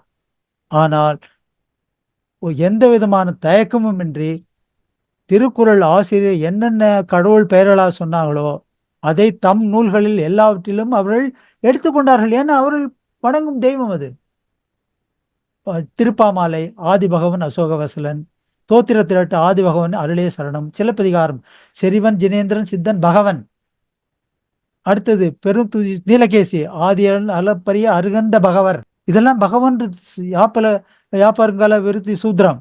தோத்திர திரட்டு பகவந்தன் அடியனை பற்று நாமே யாப்பர விருத்தி. இப்ப சொல்றதெல்லாம் சமண நூல்கள். அடுத்தது பரமணி பகவனி ஆதிவேதம் பயந்தோனி சிவசிந்தாமணி சூளாமணி ஆதியம் கடவுளை திருக்கலம்பம் ஆதி முதற் கடவுளுக்கு திருக்கலம் ஆதியே ஆதி என்று அகிலம பறந்துன்ற ஜோதியே. நீங்களா பார்த்துக்கலாம். அதை மேருமந்திரத்தில் ஆதிவேதநாதன் தோத்திர திரட்டு சூடாமணி இருப்புரு பொன்னேற்குள் இளங்க எண்ணெழுத்து இரண்டும் பரப்பி ஆதிமூர்த்தி. எல்லாத்திலையும் அந்த திருக்குறளில் கடவுள் வாழ்த்து சொன்ன பெயர்கள் எல்லாத்தையும் தன் நூல்கள் என்னென்ன இருக்கோ எல்லாத்தையும் சொல்லிட்டாங்க. இரண்டாவது யாப்பரங்கள் காரிகை உரை மேற்கோள் திருப்பாமாலை பாருங்க. ஆதிநாயகா ஆதிநாதர் ஆதிநாதராய். Next please. நிறைய வருது. இது திருக்காலம்பகத்துல பார்த்துங்க. இதெல்லாம் பகவான் தான். அவங்க எல்லாமே சமண நூல்கள் தான். அது மட்டும் இல்ல, தமிழகத்தில் உள்ள ஆலயங்கள்ல பாருங்க எத்தனை பேர் பாருங்க. 46 ஆலயங்கள் ஆதி பகவான் பேர்லயே இருக்கு. ஆதிநாதர் ஜனாலயம் ஆதிநாதர் ஜனாலயம் அன்னமங்கலம் ஆதம்பாக்கம் ஆயிலவாடி ஆரணிப்பாளையம் ஆர்ப்பாக்கம் ஆலகிராமம் இளங்காடு எறும்பூர் ஓதலவாடி கடலூர் கள்ளக்குளம் எல்லாம் ஆதிநாதர் பேர்லயே ஆலயங்கள். ஆதிபகவன் ஆலயங்கள். இது சென்னையில ஆதிபகவன் ஆலயம்னு இதுல இருக்கு, ஆதம்பாக்கத்துல இருக்கு, பம்மல்ல இருக்கு. அடுத்தது வாலறிவன். அடுத்து ஒவ்வொரு குறளையும் அவர் எடுத்துக்கிட்டாரு. என்னது பெருமையோட சொல்றவங்க சமணர்கள். அந்த அந்த பேர்கள் எல்லாம் தலைமையில வச்சுக்கிட்டு தன் நூல்களை எடுத்துக்கிட்டாங்கன்னு அவர் சொல்றாரு. அதனுடைய ஆராய்ச்சி தான். அது சும்மா சொல்ல. இத்தனை நூல்களை அவர் பார்த்து தான் தொகுத்து இருக்காரு. நெக்ஸ்ட் வாலறிவன் எதில் வருது? வாலறிவன் என்று எந்த பிற சமயங்கள் நூல்கள்ல வருது? காமி இல்லாம கற்றதெல்லாம் திருக்குறள் தொல்காப்பியம் அறிவன் வினையின் நீங்கிய விளங்கிய அறிவன் அறவோன் சிலப்பதிகாரம் அறிவன் அடிக்கீழ் அரசன் துறந்தவாறும் ஜீவசிந்தாமணி மேர்மந்திர சோழாமணி பெருங்கதை ஜீவசந்தாமணி மேர்மந்திர புராணம் யாப்பருங்கல விருதி இருங்க திருப்பாமாலை தோத்திர திருட்டு அறிவன் அடியனை பரவ பெருகுவர் யாவும் பிறவானெறியே திருப்பாமாலை திருக்கலம்பகம் அறிவனை. இப்ப அடுத்தது பாருங்க, அறிவர் கோயில்னு ஒரு கோயிலே இருக்கு. சித்தன்ன வாசல் இருக்கிற அந்த குகை கோயில் இருக்குங்களா கீழே, அதுக்கு பேரு அறிவர் கோயில் தான். கல்வெட்டு இருக்கு. புதுக்கோட்டை சித்தன்ன வாசல் கோயிலுக்கு அறிவர் கோயில் என்றே பெயர். மலர்மிசை ஏகினான். அவர் இதை தாமரைன்னு சொன்னாரு பரிமள அழகர். அது இல்லை. அது பாருங்க, மலர்மிசை ஏகினான் எப்படி அவங்க பயன்படுத்தியிருக்காங்க பாருங்க. தன்னுடைய நூல்கள் அனைத்திலுமே பயன்படுத்தியிருக்காங்க. மலர்மிசை திலப்பதிகாரம் ஜீவசிந்தாமணி சூளாமணி மேருமந்திர புராணம். நெக்ஸ்ட் இதெல்லாம் நான் படிக்கல, டைம் இல்லைன்றதால. சிலப்பதிகாரம் ஜீவசிந்தாமணி சூளாமணி இதெல்லாம் பல நூல்கள். தோத்திர திரட்டு இதுமே எல்லாமே இதுதான். பூமேல் நடந்தவன் தான். தந்தாமரை மேல் நடந்தவனே பூமிசை நடந்தவனே தாதலர் சாமரை தட நடந்தவனே தாமரை மீமிசை ஒதுங்கிய மலர்மிசை வருவார். எல்லாம் இந்த பேரெல்லாம் தன் நூல்கள்ல. அறநெறிச்சாரத்துல தாவென்றி மெய்ப்பொருள் கண்டு உணர்ந்து பூவின் மேல் சென்றான் புகழடியை. நீலகேசில தண்டாமரை மேல் நடந்தான் தடந்தாள் வணங்கி திருநூற்றந்தாதி தாமரை மேல் நடந்தேகிய பூமிசை நடந்த புயலே சரணம். பாருங்க, கமலத்தின் மீது நடந்தாய் சரணம். தோத்திர திரட்டு திருப்பாமாலை பூமிசை நடந்த எல்லாமே இல்லை. பாருங்க. இப்ப பாருங்க, இதுல விரையார் மலர்மிசை வருவார் திருவரம் விளைவார். எல்லாத்திலையும் அந்த அந்த அந்த ஒரு பேரை பாருங்க. அந்த ஒரு கடவுள் பெயர். அது தன்னுடைய நூல்கள் அனைத்தும் கடவுள்னு சொல்றது என்னன்னா அந்த பண்புள்ள மனிதனுடைய பேர். அது வழிகாட்டியவனுடைய பேர். அது அப்ப வேண்டுதல் வேண்டாமை இலான் அடி சேர்ந்தார்க்கு யாண்டும் இல்லை. ஆகவே அவனுக்கு பேர் வேண்டுதல் வேண்டாமை இலான். அவன் பேரு. இது யார் எத்தனை பேர் இதை ஆண்டு இருக்கின்றார்கள் தம் நூல்கள்ல? சமண நூல்கள் அனைத்திலும் ஆண்டு இருக்கின்றார்கள். திருக்கலம்பகம் திருநூற்றந்தாதி மேருமந்திர புராணம் திருப்பாமாலை இதெல்லாம் படிச்சோம்னா நேரம் ஆயிடுறதுக்காக உங்களுக்கு அந்த இது தோத்திர திரட்டு ஜீவசிந்தாமணி நன்னூல் சிறப்பு பாயிரம் திருக்கலம்பகம் இருவினையும் சேரா இறைவன் அந்த ஒரு சொல்றாரு அவருக்கு. இது ஆண்டு இருக்கின்றார்கள் சமண நூல்கள்ல. சூளாமணி இருள்புரி வினைகள் சேரா இறைவனது அறத்தை எய்தின் மருள் செய்ய வருவதுண்டோ வானவர் இன்பமல்லால் இருள்புரி வினைகள் சேரா இறைவன். யாப்பருங்கல காரிகை இருவினை போய் விழமுனியா எதிரி யகாதி வினை நீங்கி நின்றார். நீலகேசி அப்படிதான். இருவினையும் பிரியும் பெற்றியை உரைத்தாய், விரிகொள் தளிர்பிண்டி மரநிழலிருந்த இருவினையும் பிரியும் பெற்றியை உரைத்தாய், பெரியவர் பெரியவை பெரியாய் அப்படின்னு நீலகேசி. ஏலாதி இப்ப பொறிவாயில் ஐந்தவைத்தான் பேரு. பகவானுக்கு அந்த அவருக்கு பேரு திருக்குறள் கடவுள் வாழ்த்துல வர பேரு. யார் யார் பயன்படுத்தியிருக்காங்க? சிலப்பதிகாரம் சொல்லுது, சம்போதனை என்ற ஒரு நூல் சொல்லுது, பொறிவாயில் ஐந்தவித்த புனிதன்னியே அப்படின்னு சொல்லுது, ஐவரை வென்றோன் அடியனை அல்லது கைவரை காணினும் காணாம சிலப்பதிகாரம் சொல்லுது, பொறிவரம்பாகிய புண்ணிய முதல்வன் ஜீவசிந்தாமணி, பொறியிலா அறிவன்னி மேருமந்தரம், பொறியோடு வல்வினை வென்ற புனிதன்னி நாககுமார காவியம், இதெல்லாம் பல பல. ஜீவசிந்தாமணி, திருநூற்றந்தாதி, மேருமந்திர புராணம், கரும்புனை ஆயினை ஒருவனை ஆகிய உள்ள யாப்புரங்கல விருத்தி சூரிகை, அப்புறம் உரை மேற்கோள் அடுத்தது அறவாழி அந்தணன். இப்ப அறவாழி அந்தணன் என்று யாரு எத்தனை பேர் பயன்படுத்திருக்காங்க தன் நூல்ல? அறவாழி அந்தணன் அவர் பேரு, அந்த வழிகாட்டினாரே அவருக்கு பேரு. திருக்குறள் கடவுள் வாழ்த்துல ஜீவசிந்தாமணி, அறவாழி வேந்தன் விரிபூந்தாமரையே, அறவாழி அண்ணல் இவர் என்பார், மரபுற புணந்தனை மலமறு திகிரியை, திகிரின சக்கரம், அறவாழி சிவசிந்தாமணி. சூளாமணி, அருளாழி முன் செல்ல பின் செல்வதென்னோ, ஆண்டு கொண்டே அறவாழி கொண்டு வென்ற அந்தணனே திருநூற்றந்தாதி, அருட்சக்கரம் ஏந்திய அச்சுதனே திருநூற்றந்தாதி, ஆரருள் பயந்தனை ஆழ்துயர் அவித்தனை, ஓரருள் ஆழியை உலகுடை ஒருவனை சூளாமணி. சர்வ சாதாரணமாக அவங்கள பயன்படுத்தியிருக்காங்க. அதுக்கு எந்த தயக்கமே இல்லை. ஏனெனில் அவருடைய கடவுள் அவர். தர்ம சக்கர தலைவனாக திருப்பாமாலை, அறவாழிநாதா அரியாசனத்தா, அறவாழிநாதன் மலரடியை அரங்குள் நேமி கொண்டு வென்ற ஜோதி எங்கள் ஆதியே திருக்கலம்பகம், உலகிலாழி வலன் உயர்த்த. அடுத்தது திருவான அறவாழி உடையாய் நமஸ்தே, யாப்பருங்கல விருத்தி ஒழிபியல் ஆதியான் அறவாழியினான். இப்போ அந்த அறவாழியினுடைய அறவாழிக்கு அருகன் பெயராக பாருங்க. இந்த இந்த நிகண்டுகள்லாம் யாரும் அருகனுடைய பெயரா சொல்லுது. அது அருகனுடைய பெயராக நிகண்டுகள்ல இத்தனையும் நான் படிச்சேன்னா நேரம் ஆயிடும். திவாகரம், திவாகரம், பிங்களம், சூடாமணி நிகண்டு, கயாதரம். கயாதரம் கயாதரர் ஒரு சமணர் அல்லர், அவரு அறவாழி அண்ணல் தான் சொல்றாரு. அதுல படையலி இதெல்லாம் அடுத்தது எவ்வளவு பேரும் எதை பத்தி தான்? அறவாழி பத்தி தான். இப்போ எண்குணன், எண்குண இறைவன். இப்ப பாருங்க, எண்குணன் என்பதை எத்தனை சமண நூல்கள் சொல்லியிருக்காங்க பாருங்க. சிவசிந்தாமணில பண்ணவன் எண்குணன் பாத்தில் பழம்பொருள், சிலப்பதிகாரம், இருநாள் வினை கெட்டுத்த எண்குணம் எய்தி ஜீவசம்போதனை, என்பால் எகுந்துயர்ந்த செய்த கோயில் என்றதே ஜீவசிந்தாமணி, இறைவனி ஈசனி எண்குண தலைவனி மேருமந்தரம், நேரும் குணங்கள் 8 மேருமந்திர புராணம், திருப்பாமாலை, திருநூற்றந்தாதி. இப்போ ஒரு கோயிலே அப்படி இருக்கு. சோழர் காலத்து குந்தவை ஒரு கோயில் போலூர் அருகில மிக பழமையான தொன்மையான கோயில். அதில் தான் 16 அடி உயரமுள்ள ஒரு நேமி தீர்த்தங்களுடைய சிலையும் இருக்கு. அந்த கோயிலுக்கு பேர் எண்குற இறைவன்னே பேர். அந்த கோயிலுக்கு அந்த அந்த அந்த கடவுளுக்கு, அந்த அருகனுக்கு பேரு எண்குண இறைவன். வடார்காடு ஜில்லா. இப்போ அந்த காலத்துல அவர் எழுதும்போது வடார்காடு ஜில்லாவில் உள்ள திருமலை ஜனாலயத்தின் கல்வெட்டிலும் எண்குண இறைவன் என பொறிக்கப்பட்டுள்ளது. கல்வெட்டே இருக்காங்க எண்குணன். எத்தனை வேற யாரு இதை மாதிரி பொறிச்சிருக்காங்க? வேற யார் எந்த நூல்ல இவ்வளவு பேர்களையும் சர்வசாதாரணமாக பயன்படுத்தியிருக்காங்க? யாரும் இல்லை. ஒரு உரிமையோடு இவங்க பயன்படுத்தியிருக்காங்க.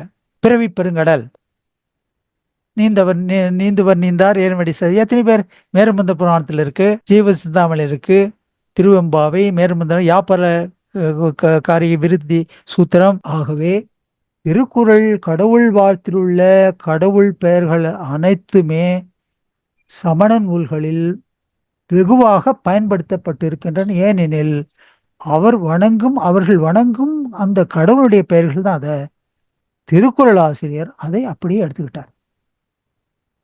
அந்த தமிழர்களுடைய அடையாளங்கள் என்னென்ன சொன்னனோ அதான் திருக்குறளின் அடையாளங்கள், திருக்குறளுடைய அடையாளங்கள், திருக்குறளுடைய தெய்வத்தினுடைய அடையாளங்கள். அதுதான். இப்போ சிலப்பதிகாரத்தில் நாடுகான் கதையில பார்த்தீங்கன்னா, இது முடிக்க போறேன், இன்னும் கொஞ்சம் தான் இருக்கு. இதுல இந்த பக்கம் லெஃப்ட்ல இருக்கிறது தெரியாதான் தெரியல, ரெட்டில் இருக்க சிவப்பில் இருக்கிறது சிலப்பதிகாரத்தில் உள்ள தொடர்.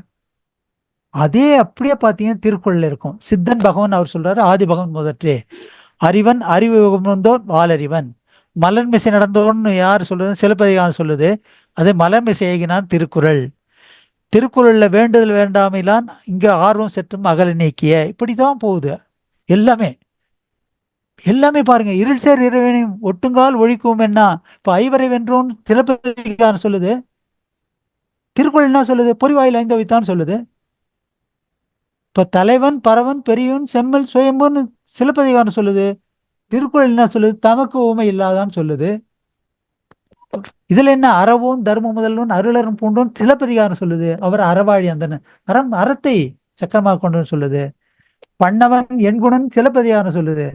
திருக்குறள் என்ன சொல்லுது? எண்குணத்தான் சொல்லுது. நான் இப்படி சொல்லிடணும். திருக்குறள் என்ன சொல்லுதோ அதே சிலப்பதிகாரம் சொல்லியிருக்கேன். நான் இப்படி சொல்லிட்டேன்.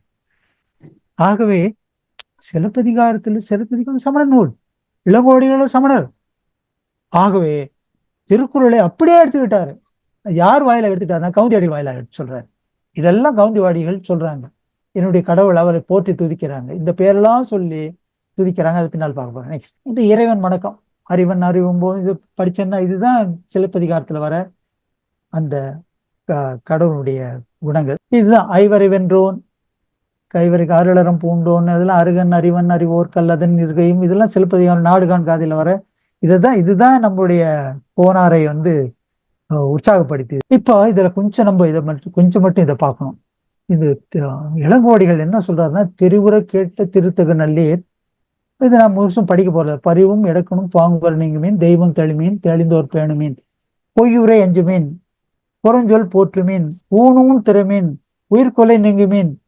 இதெல்லாம் பார்த்தீங்கன்னா பின்னால இவை எல்லாம் திருக்குறளின் அதிகாரங்கள். இவர் உயிர்கொலை நீங்குமீன் கொல்லாமை, ஊனும் திறமீன் கொல்லாமை, தானம் செய்மீன் எல்லாம் பின்னால் நம்ம பார்க்கணும். ஆகவே இந்த சிலம்பில் உள்ள இங்க பரிவு என்பது அதுல பார்க்குற பரிவுன்னு அவா அறுத்தல் என்னும் அதிகாரத்தை கூட்டுகிறது. இடுக்கண் அதுல வருது. இடுக்கண் அழியாமை என்று அதிகாரத்தை, தெய்வம் தெளிமின் என்பது கடவுள் வாழ்த்தை குறிக்கிறது. இப்போ சிலப்பதிகாரத்தில் தெளிந்தோர் பேணுமின் இருக்கு இல்லையா, அது எதிலிருந்து எடுத்தாருன்னு பாத்தீங்கன்னா நீத்தார் பெருமை என்னும் திருக்குறளினுடைய அந்த அதிகாரம் தான் இங்க இப்படி இருக்குது. பொய்யுரை அஞ்சுமின் சிலம்பு சொல்லுது. அது எதை பிரதிபலிக்குதுன்னா வாய்மை என்னும் அதிகாரத்தை பிரதிபலிக்குது. புறஞ்சொல் போற்றுமின் என்று இளங்கோடியில் சொன்னது எதை பிரதிபலிக்குதுன்னா புறம் கூறாமை என்னும் அதிகாரத்தை, திருக்குறளின் அதிகாரத்தை புறப்படுத்துகிறது. ஊனும் துறமின்னு சொல்றாரு சிலப்பதிகார இளங்கோடிகள். அது எது சொல்லுதுன்னா திருக்குறளை பிரதிபலித்தது, புலால் உண்ணாமை குறிக்குது. உயிர்கொலை நீங்குமின் இளங்கோடியில் சொல்றாரு. அது எதை பிரதிபலிக்குது? கொல்லாமை என்னும் அதிகாரத்தை. இப்ப நான் என்ன சொன்னேன்னா, சமண நூல்கள் அனைத்துமே திருக்குறளை பரப்ப வேண்டும், அது அறத்தை பரப்ப வேண்டும், பல வழிகளில் பரப்ப வேண்டும். பாருங்க, இளங்கோடிகள் இப்ப சொன்னதை அப்படியே சொல்லிட்டாரு. இதுல அந்த அதிகாரங்களே அப்படியே பிரதிபலிக்கிறார். அடுத்து தானம் செய்யும்ன்றது ஒப்புரவு ஈகை அந்த அதிகாரங்கள் தான். தவம் பல தாங்குமீன், தவம் என்ன அதிகாரத்தை சொல்லுது. செய் நன்றி கொல்லன்மின் இளங்கோடியில் சொல்லுது எதை குறிக்குது? செய் நன்றி அறிதல் அதிகாரத்தை குறிக்குது. தீ நட்பு இகழ்மீன் என்பது தீ நட்பு கூடா நட்பு சொல்லுது. பொய்க்கறி போகன்மின் நடுவு நிலைமையை சொல்லுது. பொருள்மொழி நீங்கன்மின் என்பது மெய்யறிதலை சொல்லுது. அறவோர் அவைக்களம் அகலாது அணுகுமின் சிலப்பதிகாரம் சொல்லுது. அது எதை பிரதிபலிக்குதுன்னா பெரியாரை துணைக்கோடல், அதை பிரதிபலித்தான் இவர் சொல்லியிருக்காரு. பிறவோர் அவைக்களம் பிழைத்து பெயர்மின்றது சிற்றினம் சேராமை. பிறன் மனை அஞ்சுமின் எந்த அதிகாரம் சொல்லுதுன்னா பிறனில் விளையாமை. பிழை உயிர் ஓம்புமே பிற உயிர் ஓம்புமே என்பது அன்புடைமை அருளுடைமை அதிகாரங்கள். அறமனை காமின் என்பது இல்வாழ்க்கை வாழ்க்கை துணை அறங்கள். அல்லவை கடுமின் என்பது அழுக்காராமை, இன்னா செய்யாமை, தீவினை, இதெல்லாம் அல்லவை நல்லவை அல்ல. இந்த அதிகாரங்களைத்தான் இளங்கோடிகள் பிரதிபலிக்கிறார். கடைசி ஒரு சில ஸ்லைடுங்க. கள்ளும் களவும் காமமும் பொய்யும் வெள்ளை கோட்டியும் விறகினில் ஒழியின் என்பது கள்ளுண்ணாமை அதிகாரம், கல்லாமை அதிகாரம், வரைவின் மகளிர் அதிகாரம், பயனிலை சொல்லாமை ஆகிய அதிகாரங்களை குறித்து தான் இளங்கோடிகள். ஆகவே இவ்வாறு சிலப்பதிகாரத்தினுடைய இந்த இறுதி பகுதி திருக்குறளின் பிரதிபிம்பங்கள் 34 அதிகாரங்களும் 340 குறட்களை ஒடுக்கியது எல்லாமே பார்த்தீங்கன்னா இந்த திருக்குறள் அறத்தை இதன் வழியாக சிலம்பு சொல்லி. இதுதான் சமண நூல்கள். அதுதான் அவங்க சமயத்தை பரப்புவதற்காக அல்ல, அறங்களை பரவ. இப்போ கடைசியா ஒரே ஒரு பாடல். கயாதரர் சைவர்னு சொல்றாங்க, அவர் சமணர் அல்லர். அவரே என்ன சொல்றாரு பாருங்க. அதாவது சமண கடவுளுக்கு என்ன பேர் சொல்றாரு பாருங்க, கோதில் அருகன், திகம்பரன், எண்குணன், முக்குடையோன், ஆதி பகவன். அவரே சொல்றாரு கயாதர நிகண்டில் அருகனுக்காக உள்ள ஆதிபகவனுக்குள்ள பெயர்கள்: அசோக அமர்ந்தோன், அறவாழி அண்ணல், ஜோதி முனைவன், ஜினேந்திரன், பொன்னையில் நாதன், சுத்தன், கோதில் நடந்தோன், தாமரமேல் நடந்தோன், அதிசயன், சாந்தன். இது என்ன, இந்த சர்டிபிகேட்டே போதுமே. வேற ஒருத்தர் தான் சொல்றாரு, நம்ம சமணர் யாரும் சொல்லல. இவ்வாறாக திருக்குறள் கடவுள் வாழ்த்தில் குறள் ஆசானால் சுட்டப்படும் இறைவனது பெயர்களை சமண தமிழர்கள் தமது எத்தனையோ நூல்களில் போற்றி இருக்கின்றனர். ஏனெனில் அவை அருகன் ஆதிபகவனுடைய பெயர்கள் என்பதால் அதை அப்படியே எடுத்து ஆண்டிருக்காங்க. இருகரம் கூப்புகின்றேன் இந்த வாய்ப்பை எனக்கு நல்கியதற்காக. எல்லிஸ் இதுதான் ஒரு ஒரு துறவியை தான் அவங்க பண்ணியிருக்காரு. ஒரே ஒரு குடை இருக்கு, மேல ஒரே ஒரு துண்டு இருக்கு, கையில கட்டிருக்கு. ஒரு எளிமையான ஒரு சமண துறவி தான் அது. அதாவது இல்லற நிலையில 11 நிலைகள் இருக்கின்றன. இந்த 11ஆவது நிலையில பார்த்தீங்கன்னா 2 தான் துணி உடுத்துவார்கள், மேல ஒண்ணு கீழே ஒண்ணு, அவ்வளவுதான், வேற எதுவும் இருக்காது. ஆகவே அதைத்தான் உருவப்படுத்தி எல்லிஸ் போட்டிருக்காரு. அதுதான் உண்மையா வந்திருக்கணும் அது. ஆகவே இப்போ என்னுடைய ஒரு வேண்டுகோள், பணிவான வேண்டுகோள் என்னவென்றால், இளங்கோவடிகள் எவ்வாறு தெய்வம் தெளிமின் என்று கூறினாரோ அதுபோன்று திருக்குறள் ஆசானுடைய ஆசான் தெளிமின், அவருடைய ஆசான் என்பதை தெரிந்து கொள்வீர்களாக என்று கூறி இந்த அருமையான வாய்ப்பை எனக்கு அமைத்து கொடுத்ததற்கு மனமார்ந்த நன்றியை தெரிவித்துக் கொண்டு அமைகின்றேன். நன்றி, வணக்கம். மிக்க நன்றி ஐயா, மிக்க நன்றி. ஒரு மிகச் சிறந்த ஆய்வு உரை, ஒரு மிக சிறிய நூல் அது. நீங்களே சொன்ன மாதிரி ஒரு 10 பக்கம் 15 அல்லது 20 பக்கங்கள் தான் இருந்தாங்க, அவ்வளவுதான். அதை அதாவது நீங்களே அதுக்கும் விளக்கம் கொடுத்துட்டீங்க. ஒரு கடுகை தொலைத்து அப்படின்னு சொல்லிட்டீங்க. அந்த மாதிரி ஒரு அருமையான உரை, தர்க்கம் சார்ந்ததாக இருந்தது. அது ரொம்ப வித்தியாசமான அணுகுமுறையா இருந்தது. எந்த இடத்துலயும் வலிய சென்று உங்களுடைய கருத்துக்களை திணிக்க முயற்சிதாக நான் பார்க்கல. தர்க்க ரீதியாகவே அமைந்திருந்தது. மிகச்சிறப்பு. அநேகமாக ஒட்டியும் வெட்டியும் பல கருத்துக்கள் வரும் என்றே எண்ணுகிறேன். பேராசிரியர் அரங்க ராமலிங்கம் ஐயா முதல்லயே இணைஞ்சிருந்தாங்க. ஐயா, நீங்க இருந்தீங்கன்னா உங்களுடைய கருத்துக்களை முதல்ல பகிர்ந்துக்கலாம். தகடூர் சம்பத் ஐயா கையை உயர்த்தி இருக்கீங்க. ஐயா வாங்க ஐயா. ஐயா வணக்கம், அனைவருக்கும் வணக்கம். அதாவது திருவள்ளுவரின் அதான தலைப்பு, திருக்குறள் தெய்வ கொள்கை அப்படின்னு சொல்லி விளக்கங்கள்லாம் கொடுத்து, சமணன்தான் அருகன்தான் திருக்குறளின் தெய்வ கொள்கை அப்படிங்கிறத நிலைநாட்டி இருக்கீங்கன்னு நினைக்கிறேன். சரிதானுங்களே? தெய்வம் தெளிய சொல்லிட்டாங்க. அது சரி, நம்ம உங்களுடைய கருத்து முறை சார்ந்து நீங்க சொன்னது அதை மறுக்கவும் முடியாது. ஏன்னா திருக்குறள், ஆனா இதுல நம்ம இன்னும் கொஞ்சம் நுட்பமா பார்த்தோம் அப்படின்னு சொன்னா, நீங்களே கூட கேட்டிருப்பீங்க, திருக்குறளில் அதாவது பௌத்தத்தின் கருத்துக்கள் தான் திருக்குறள்ல நிறைய இருக்கிறதா நம்ம தியாகு ஐயாவுடைய உரையை நம்ம கேட்டோம். அந்த நான் சிஆர் ஐயா அவர்களுக்கு கூட நான் அந்த உரையை பத்தி சொன்னேன். நான் அந்த உரையை தேடின எனக்கு கிடைக்கல, இன்னும் கிடைச்சா நான் மறுபடியும் அனுப்புறேன். பௌத்தம் சார்ந்த கருத்துக்கள் தான் மிகப்பெரிய தாக்கத்தை ஏற்படுத்தி, அதாவது திருக்குறளை போற்றியவர்கள் சமணர்கள் அப்படின்னு எடுத்துக்கலாம். திருவள்ளுவர் சமணரா அப்படின்னு எல்லாம் நம்ம போகல. அது நீங்களும் அதை சொல்ல மாட்டீங்க. திருவள்ளுவர் சமணர்னு எல்லாம் நீங்களும் சொல்ல மாட்டீங்க. ஆனால் சமணர்கள் திருக்குறளை போற்றினார்கள் அப்படிங்கிற அடிப்படையில் தான் நீங்க இந்த நூல் இதை சொன்னதா நினைக்கிறேன். நான் ரொம்ப விளக்கமாலாம் போக விரும்பல. எனக்கு ஒரே ஒரு சின்ன கேள்வி, அதுக்கு மட்டும் ஐயா அஜிதாதாஸ் விளக்கம் சொல்லுவார் நினைக்கிறேன். தமிழ் சமணர்கள் தமிழ் சமணர்கள் திருக்குறளை போற்றினார்கள். ஆனால் வடநாட்டு சமணர்கள், ஜைனர்கள் திருக்குறளை பற்றி அறியாதவர்களாகவே இருக்கிறார்கள். அது ஏன்? இதுக்கு நான் என்ன விளக்கம் சொல்றேன்னா, இந்த திருக்குறள் உள்ள இந்த அறக்கருத்துக்கள் எல்லாமே எல்லா சமண நூல்கள், எல்லா மொழிகளிலும் என்ன சமண நூல்கள் இருக்கின்றனவோ, தத்துவ நூல்கள் இருக்கின்றனவோ, எல்லாத்துலயும் இது இருக்கு. இந்த கருத்துக்கள் அனைத்துமே இருக்கு. இன்னும் ஒண்ணு சொல்ல விரும்புறேன். புத்தன் சொல்றீங்க, புத்தருக்கு முன்னால இருந்தவர் யார்? மகாவீரர் தான்.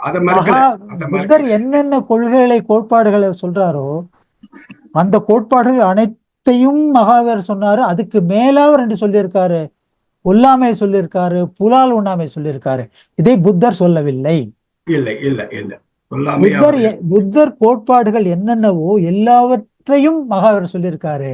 அதற்கு மேலாக கொல்லாமையும் புலால் உண்ணாமையும் வலியுறுத்தியவர் மகாவீரர் தான். ஆனா இதுல புத்தர் இல்லை. அது ஆகவே சிறப்பானது அதுதானே. அவருக்கு பின்னால தானே இவர் வந்தாரு.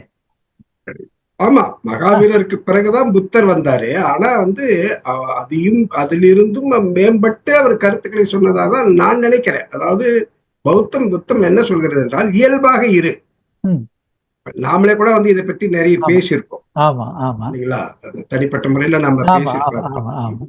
சமணம் மிக நீங்க சொல்றீங்க இல்லற வாழ்க்கையெல்லாம் இருக்குது அப்படின்னு சொல்லிட்டு, இல்லற வாழ்க்கையில் இருந்தாலும் வாழ்க்கையில் கடைபிடிக்கக்கூடிய பழக்க வழக்கங்கள் அப்படிங்கிறது மிக கடினமானவையாக இருக்குது. இல்லையா?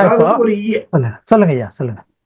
ஒரு இயல்பான வாழ்க்கைக்கு மாறுபட்டு இருக்கிறதா நான் பாக்குறேன். நான் அதுக்காக புலால் உண்ணணும், மது வருந்தணும், இதெல்லாம் அப்படிலாம் நான் பேச வரேன். அதெல்லாம் ஒவ்வொரு தனிப்பட்ட மனிதனுடைய பழக்க வழக்கங்களை பொறுத்து. எனக்கு நான் புலால் உண்பவன். ஆனா எனக்கு வேற எந்த மற்றபடி வரைவின் மகளிர் தொடர்போ மது எதுவுமே எனக்கு பிடிக்காது. அப்போ நான் இயல்பான வாழ்க்கையை வாழ்ந்துகிட்டு இருக்கிறேன்னு நான் நினைக்கிறேன். ஐயா இப்ப சொல்லுங்க ஐயா, சொல்லுங்க. அப்படி அதுதான் பௌத்தமும் சொல்லுது. நம்ம பௌத்தத்தை உயர்த்தி பேசுவதற்காக இல்ல நல்லதுதானே, தப்பு ஒண்ணு இல்லையே. இல்ல, எனக்கு ஒரே ஒரு கேள்வி அதுதான். ஏன்னா நான் என்னுடைய வணிகத்துல குஜராத்ல சூரத் நகரத்துல இருக்கிற வணிகர்கள் பெரும்பாலானவர்கள் ஜெயினர்கள். இங்க சென்னையில வணிகம் செய்துகிட்டு இருந்தவங்கள அந்த வடநாட்டு ஜெயினர்கள், அவங்களுக்கு யாருக்குமே திருக்குறளை பற்றி தெரியவே தெரியாது. அது ஏன் அப்படின்னு நான் கேட்கிறேன். ஐயா, இன்னொன்னு, தமிழ்நாட்டுல இந்த அறத்தை பின்பற்றுவர்கள் தமிழர்கள் இருக்காங்க கூட தெரியாது அவங்களுக்கு தெரிஞ்சதெல்லாம் பணம் தான். ரெண்டாவது, இயல்பான வாழ்க்கைன்றீங்களா, அது என்ன? இயல்பான வாழ்க்கையுடைய இலக்கணம் என்ன? இயல்பான வாழ்க்கையுடைய புத்தர் பொய் சொல்லக்கூடாதுன்னு சொல்லியிருக்காரு, களவு செய்யக்கூடாதுன்னு சொல்லியிருக்காரு, பொருள் செய்ய, இதுதானே மகாவீரன் சொன்னாரு. இதுல என்ன ஒரு கட்டுப்பாடு உங்களுக்கு இருக்கு? என்ன உங்களுக்கு கழுத்தை பிடிக்கிற மாதிரி இருக்கு? இல்லையே. இல்ல இயல்பான வாழ்க்கை அப்படிங்கறதுல நீங்க அரபு நாடுகள்ல நம்ம இந்த துணை கண்டத்துல கீழ் திசை நாடுகள்ல இயற்கை வளம் மிகுதி. ஆமா, இந்த இயற்கை வளம் மிகுதி, தாவர உணவுகளுக்கான வாய்ப்புகள் இங்க அதிகம். இங்க இருக்கிற மக்களுக்கு புலான் உணவை நம்ம மறுக்க சொல்லி நம்ம வலியுறுத்தலாம். ஆனால் அரேபியாவிலோ அரபு நாடுகள் பகுதிகளிலோ பாலைவன பகுதிகளிலோ அல்லது பனிப்பிரதேசமான வடதுருவ பகுதிகளில் இருக்கிற மக்களுக்கு நாம போயிட்டு நம்ம புலால் உண்ணாமையை வலியுறுத்த முடியுமா? சொல்ல முடியுமா? சொல்ல முடியாது இல்லையா? இல்ல, அது சொல்லணும். அதுதான் இயல்பாக வாழ்க்கும் வாழ்க்கை. இல்ல, சமணம் அதை பத்தியே சொல்லலையே. நீங்க என்ன மாதிரி பொதுவான அறத்தை, இப்ப நான் என்ன ஒண்ணு சொல்ல விரும்புறேன். இந்த போன 2 நாளைக்கு முன்னால டைம்ஸ் ஆஃப் இந்தியாவில் ஒன்று வந்தது.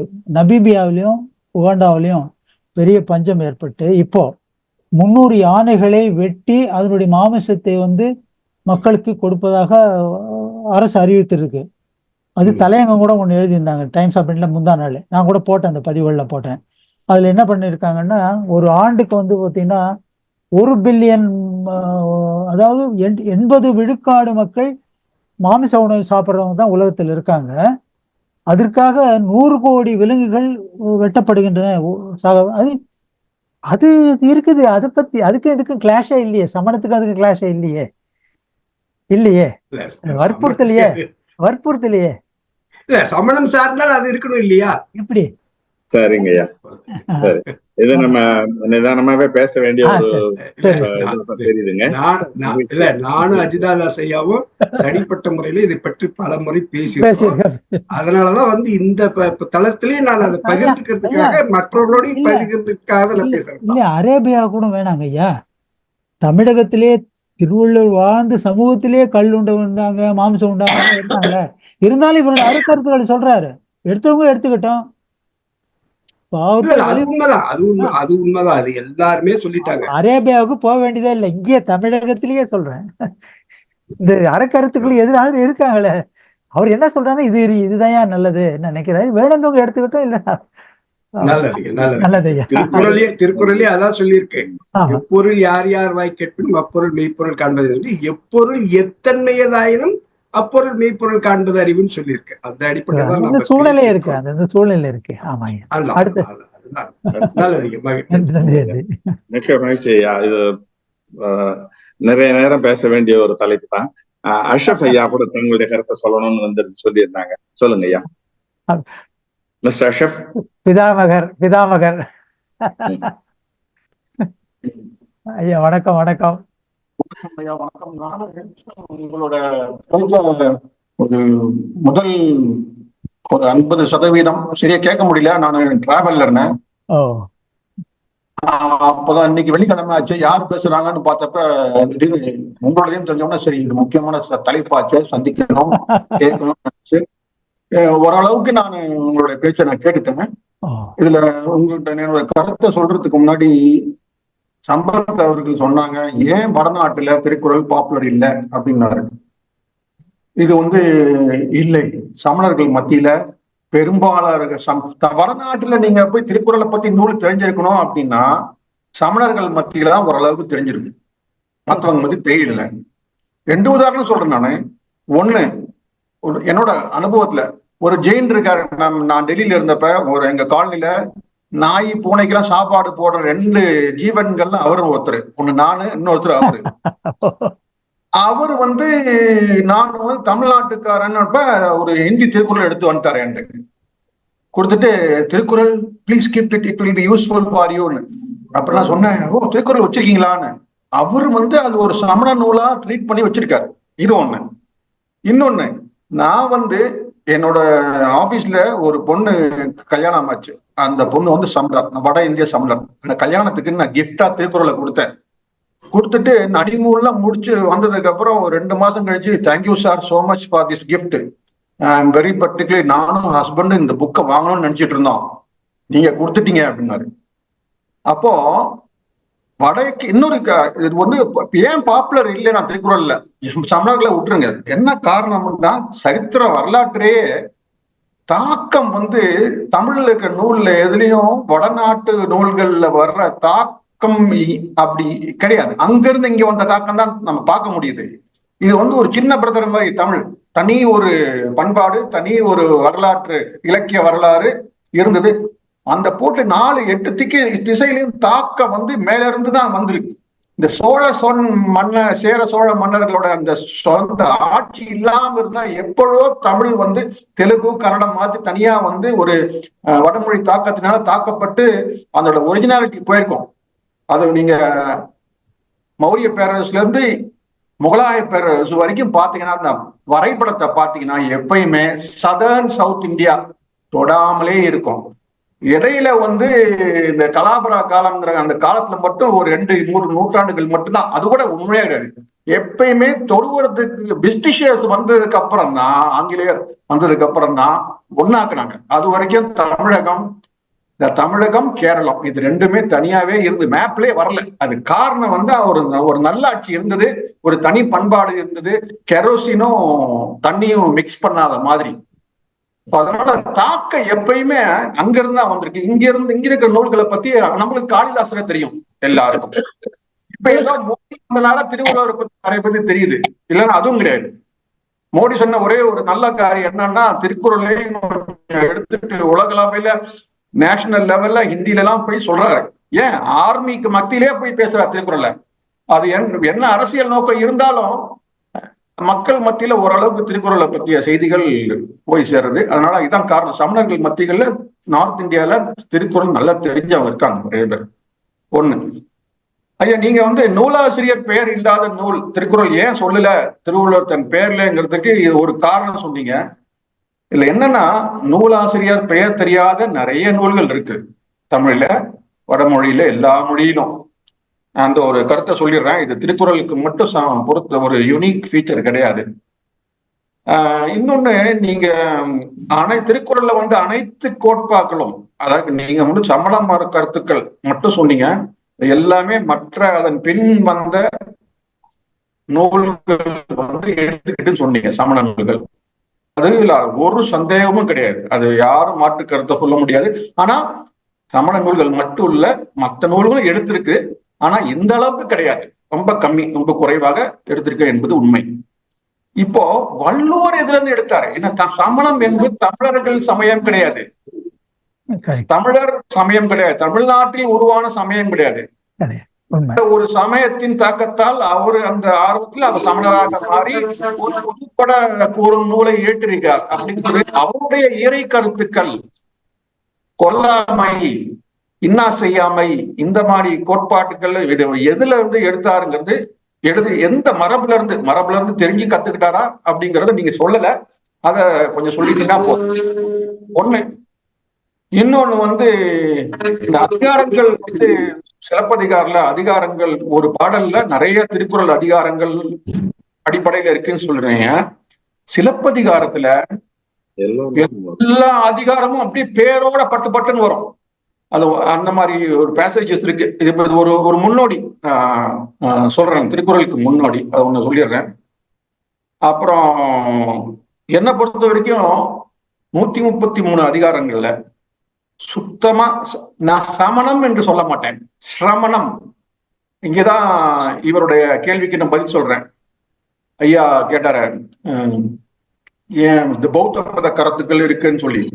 நான் சொல்ல போனா உண்மையான வார்த்தை சிரமணம் என்றால் உங்களுக்கு பௌத்தமும் வருது, நம்ம சமணம் சொல்ற ஜெயின மதமும் வருது, அப்புறம் அசீவிகம் எல்லாம் சேர்ந்துதான் சிரமணம் அப்படிம்பாங்க. நம்ம நாட்டுல, தமிழ்நாட்டுல பௌத்த மதம் அந்த அளவுக்கு பிரபலமான ஆகனால இந்த சமணம் அந்த வார்த்தை ஜெயின மதத்துக்கே பொருந்த மாதிரி வந்துருச்சு. என்ன பொறுத்த வரைக்கும் 12 அதிகாரங்கள் தான் திருக்குறள்ல முற்றிலும் சிரமண மரபுக்கு பொருத்தமான அதிகாரம். அப்ப திருக்குறள்ல சில அதிகாரங்கள் வைதிக மரபுக்கு பொருத்தமானவை. அதாவது சாஸ்திரம், அப்படிம்பேன், சாஸ்திரம், சமணம், சங்கம், சங்க கால கருத்துக்கள், தமிழ் கருத்துக்கள், சங்கம், சமணம், சாஸ்திரம், அப்புறம் 3வது இந்த எல்லாம் மிக்ஸ் பண்ண அதிகாரம் நிறைய இருக்கு. ஒரு அதிகாரத்துல எல்லா மரபுக்கும் பொருத்தமானது இருக்கு. 2வது எந்த மரபுக்கும் பொருந்தாத அதிகாரங்களும் இருக்குது. அது வந்து வள்ளுவரின் சொந்த கருத்து, மிக்ஸ் ஆகாம கம்ப்ளீட்லி அப்படிங்கிறது திருக்குறள்ல இருக்குது. அப்படின்னு நம்ம இப்ப காமத்துப்பால் எழுத்தீங்கன்னா முழுக்க 100%, 25% ரிசர்வேஷன் ஸ்ட்ரைட்டாவே சங்கத்தின் அகத்திணை, அதுல ஒரு சந்தேகமும் கிடையாது. அந்த மாதிரி இருக்கிறதுல 12 அதிகாரம் தான் என்னை பொறுத்த வரைக்கும் சிரமண மத சமய கருத்துக்கள் என்பது என்னுடைய கருத்து. ஐயா, நீங்க நிறைய பேசிட்டேன், ஒரு 2 கேள்விக்கு நீங்க பதில் சொன்னா நல்லது. அந்த முதல்ல, வள்ளுவர் எந்த மரபிலிருந்து எடுத்துக்கிட்டார்? இறை கருத்துக்கள், ஆதிபகவன், மலர் மிசை எகினான். ஆமாங்க. சமண கருத்து, சமண நூல்கள், அதாவது சமணம் தமிழ் நூல்கள் இல்ல, பிராகிருத நூல்கள், சான்ஸ்கிரிட் நூல்கள்ல இது மாதிரி இருக்கு, நிறைய இருக்குங்க. இந்த வார்த்தையினுடைய பிரயோகம் அனோமம்னு இருக்கு, ஊமை இல்லாதவன், அந்த மாதிரி அதுல இருந்து தான் அவர் எடுத்துக்கொண்டு இருக்க வேண்டும். அந்த காலகட்டத்தில் பார்த்தீங்கன்னா அவர் ஒரு மொழியாளர்கள் மட்டும் இல்லை, பல மொழிகளை தெரிஞ்சவளா இருந்திருக்கலாம்.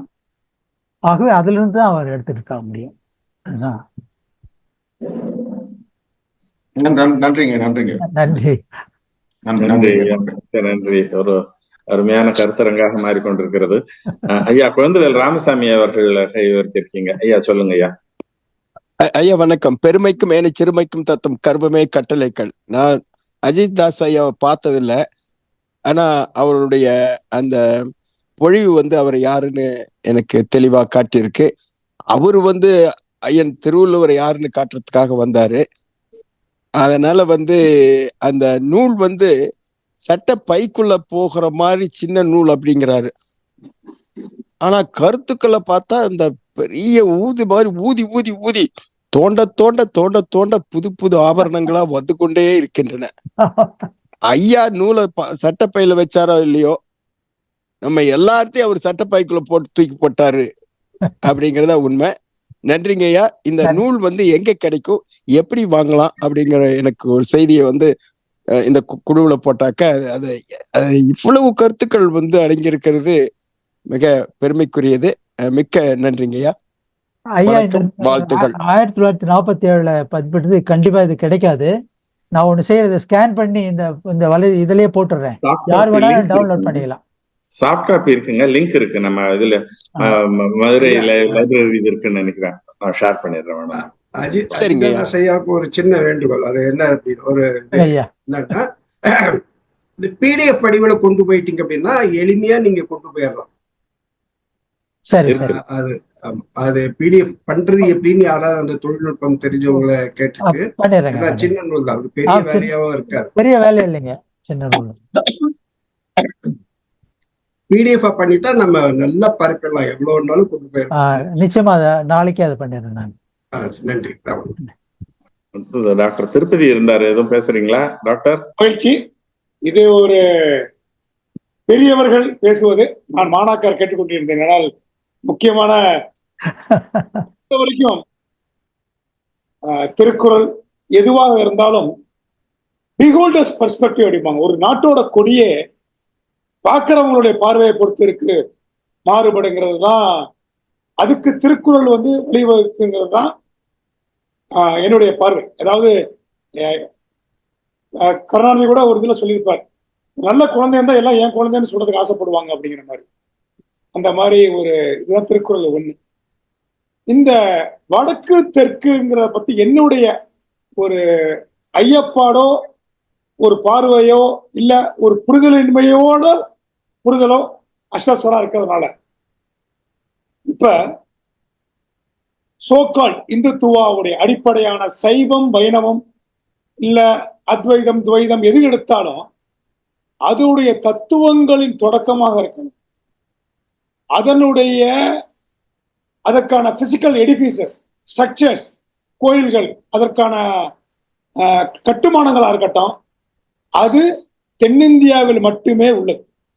இன்றும் இன்னைக்கு அவங்க வட இந்தியாவில வந்து அவங்க வந்து எவ்வளவு தூரம் நம்ம கிளைம் பண்ணாலும் எங்க கண்டுபிடிச்சாலும் கடைசியா தத்துவத்தோடைய தொடக்கமாக திருமுறைகளாக இருக்கலாம், எதுவாக இருந்தாலும் ராமானுஜராக இருக்கலாம், ஆதிசங்கராக இருக்கலாம், எந்த தத்துவங்களா இருந்தாலும் இங்கதான், குறிப்பாக தமிழகத்தை நோக்கி தான் வர வேண்டியிருக்கு. அதே நேரத்தில் தமிழகத்தில் தோன்றாத பௌத்தமும் சமணமும் இங்கு தமிழகத்தில் நம் வாழ்வியலோடு இரண்டரை கலந்து விட்டது. ஒரு உதாரணம் சொல்ல வேண்டும் என்றால், என் பார்வையில் தலைக்கு முட்டை போடுவது நாம் தான் செல்கிறோம். அது சமணத்தின் நீட்சியாக தான் நான் பார்ப்பேன், அது என்னை பொறுத்த வரைக்கும். அதே மாதிரி வழங்கும் பெயர்கள், எங்க பகுதியில் சிந்தாமணி, மணிமேகலை, சாத்தப்பன், இந்த பெயர்கள்லாம் இன்னைக்கு வந்து ரொம்ப சர்வ சாதாரணமாக தமிழக பெயரியலில் எளிதாக தொடங்கப்படுகிறது. அவங்களுடைய இதை நாம் வந்து உள்வாங்கிக் கொண்டு நம்மளுடைய வாழ்வியலாகவும் தொடர்கிறோம் என்று எனக்கு படுகிறது. இதை பற்றி கருத்துக்களை நான் நிறைய வருகிறேன். ஐயா, எனக்கு ஒரு சின்ன ஒரு கருத்து பரிமாற்றம். இப்போ வட இந்தியாவிலிருந்து அந்த கொள்கைகள் தான் வந்தனோ தவிர இங்க இருந்தவர்கள் தமிழர்கள் தான். இப்போ ஒரு மனிதர் வந்து மத வேற்றுமை வந்து மண் வேற்றுமை ஆக்கி விடாது. தமிழர்கள் தான் எல்லாம், அந்த கோட்பாடுகளை தான் அவங்க எடுத்துக்கிட்டாங்களே தவிர அவங்க அங்கிருந்து வந்தாங்கன்னு சொல்றது தவறான கருத்து. இப்ப ஒருத்தர் ஒரு கிறிஸ்துவர் நேம் வச்சுக்கிட்டாருன்னா அவர் ஜெருசலத்திலிருந்து வந்தவன் அர்த்தமா? இஸ்லாமியர் இல்ல, இங்கே தமிழர்கள் எல்லாரும் கோட்பாடுகளை பகிர்ந்து கொண்டார்கள். இப்ப வைஷ்ணவம் எந்த இடத்துல இருந்து வந்தது? சைவம் எந்த இடத்துல இருந்து வந்தது? விண்டில இருந்து வந்ததா? இப்ப இங்க எந்த இடத்துல இருந்து முளைச்சது? அது காஷ்மீர்ல கூட சொல்றாங்க. ஆகவே தமிழர்கள் தான் எல்லாரும் அவருடைய கோட்பாடுகள் எடுத்துக்கிட்டாங்க, அவ்வளவுதானே தவிர அங்கிருந்து வந்தவர்கள் வந்ததுன்னு வந்து கோட்பாடுகள் வந்தன, அதுதான் உண்மை. அதை சொல்லவில்லை. இந்த முதலில் தொடக்கத்தில் சொன்னார்களே, நான் கேட்க வந்தது வேற, அது நீங்க தவறாச்சு விடுங்க நான் நினைக்கிறேன். எனக்கு சரியாக என்னால் அதை எப்படி இது பண்ண தெரியல, புரிதல் இல்ல, பண்ண சரியா இருக்குன்னு நினைக்கிறேன். நீங்க ஒரு விஷயம் சொன்னீங்க, இந்த கோயில்கள் அதெல்லாம் வந்து தென்னிந்தியெல்லாம் குறிப்பா தமிழ்நாட்டை தான் காண முடியும் அப்படின்னு சொன்னீங்க. அதுக்கு ஒரு காரணம் சொல்றாங்க.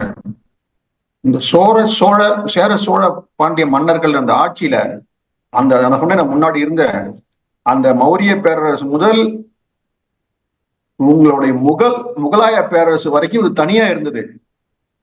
மேல வந்து அந்த ஆட்சியின் தாக்கத்துல நிறைய கோயிலை காலி பண்றாங்க, அங்கே காப்பாற்றப்பட்டது. இன்னொரு விஷயம், உங்களுக்கு இந்த வைதிக மரபு வைணவம், சக்தி, சைவம் இதெல்லாம் வந்து அந்த இந்து மதம் அழிந்து கொண்டிருந்த காலத்தில் அதை தூக்கி எழுப்பி திருப்பி கொடுத்ததே தென்னிந்தியா தான். நம்ம வந்து வடமொழி தாக்கத்தை ஆரியர்கள் அப்படின்னு சொல்லிக்கிட்டு இருக்கோம். இந்த இந்து மத இந்துத்துவ கொள்கைகள் எல்லாம் சொல்லிட்டு இந்து மதத்தை ரிவைவ் பண்ணதே நம்ம ஆளுங்க தான். சங்கராச்சாரியார், அதுக்கப்புறம் இருக்கிற நாயன்மார்கள், பக்தி இலக்கியங்கள்ல இலக்கிய அந்த பக்தி வந்து நாயன்மார்கள் அப்புறம் ஆழ்வார்கள் மாதிரி கர்நாடகா ரெண்டும் தரப்பினரும் சமமாக இருந்த வட இலக்கியங்கள்ல அதுக்கப்புறம் தான் வர்றாங்க. 12ஆம் நூற்றாண்டுக்கு அப்புறம் தான் வர்றாரு கபீர் எல்லாம் வர்றாங்க. அதனால நீங்க சொல்ற கோயில் மெயினா காரணம் இதுதான். மற்ற இடத்துல பட் இருந்தாலும் அங்க கோயில் இருக்குது. ஒரிசால நல்ல பெரிய பெரிய கோயில்கள் இருக்குது, குஜராத்ல இருக்குது. ஆனா எண்ணிக்கை குறைவு, எண்ணிக்கை மிக குறைவு. காரணம் இது. இன்னொரு கேள்வி, அதாவது சமணம் வந்து துறவரத்தை முன்னிறுத்தியதால் மக்களுக்கு எப்பவுமே தே கோ பை பேசிக் இன்ஸ்டிங்ஸ். அவங்க வந்து ஃபேமிலி லைஃபை விடுறதுக்கு எந்த மனிதனும் தயாரா இருக்க மாட்டாங்க. மக்கள் நல்லா கவனிச்சுங்க, மக்கள்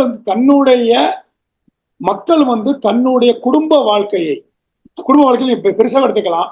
அதை யார் தலையிட்டாலும் அதற்குள்ள எல்லாருமே உள்ள போயிட மாட்டாங்க. மக்கள் வரலாறு முழுக்க சொல்றது அதுதான். இப்ப நான் கேட்கிற ஒரு கேள்வி வந்து, இந்த சோமஸ்கந்தர் சிற்பங்கள் இருக்குல்ல, சோமஸ்கந்தர் சிற்பங்கள், அது வந்து ரிவைவல் ஆஃப் அந்த சமணத்தை மறுதளித்து ரிவைவல் ஆஃப் வைதிக மரபுகளை காப்பது சோமஸ்கந்தர் சிலை, அந்த உருவம் முக்கிய பங்காற்றியதா என்பதனை பற்றி ஒரு ஐயப்பாடு ஒன்று.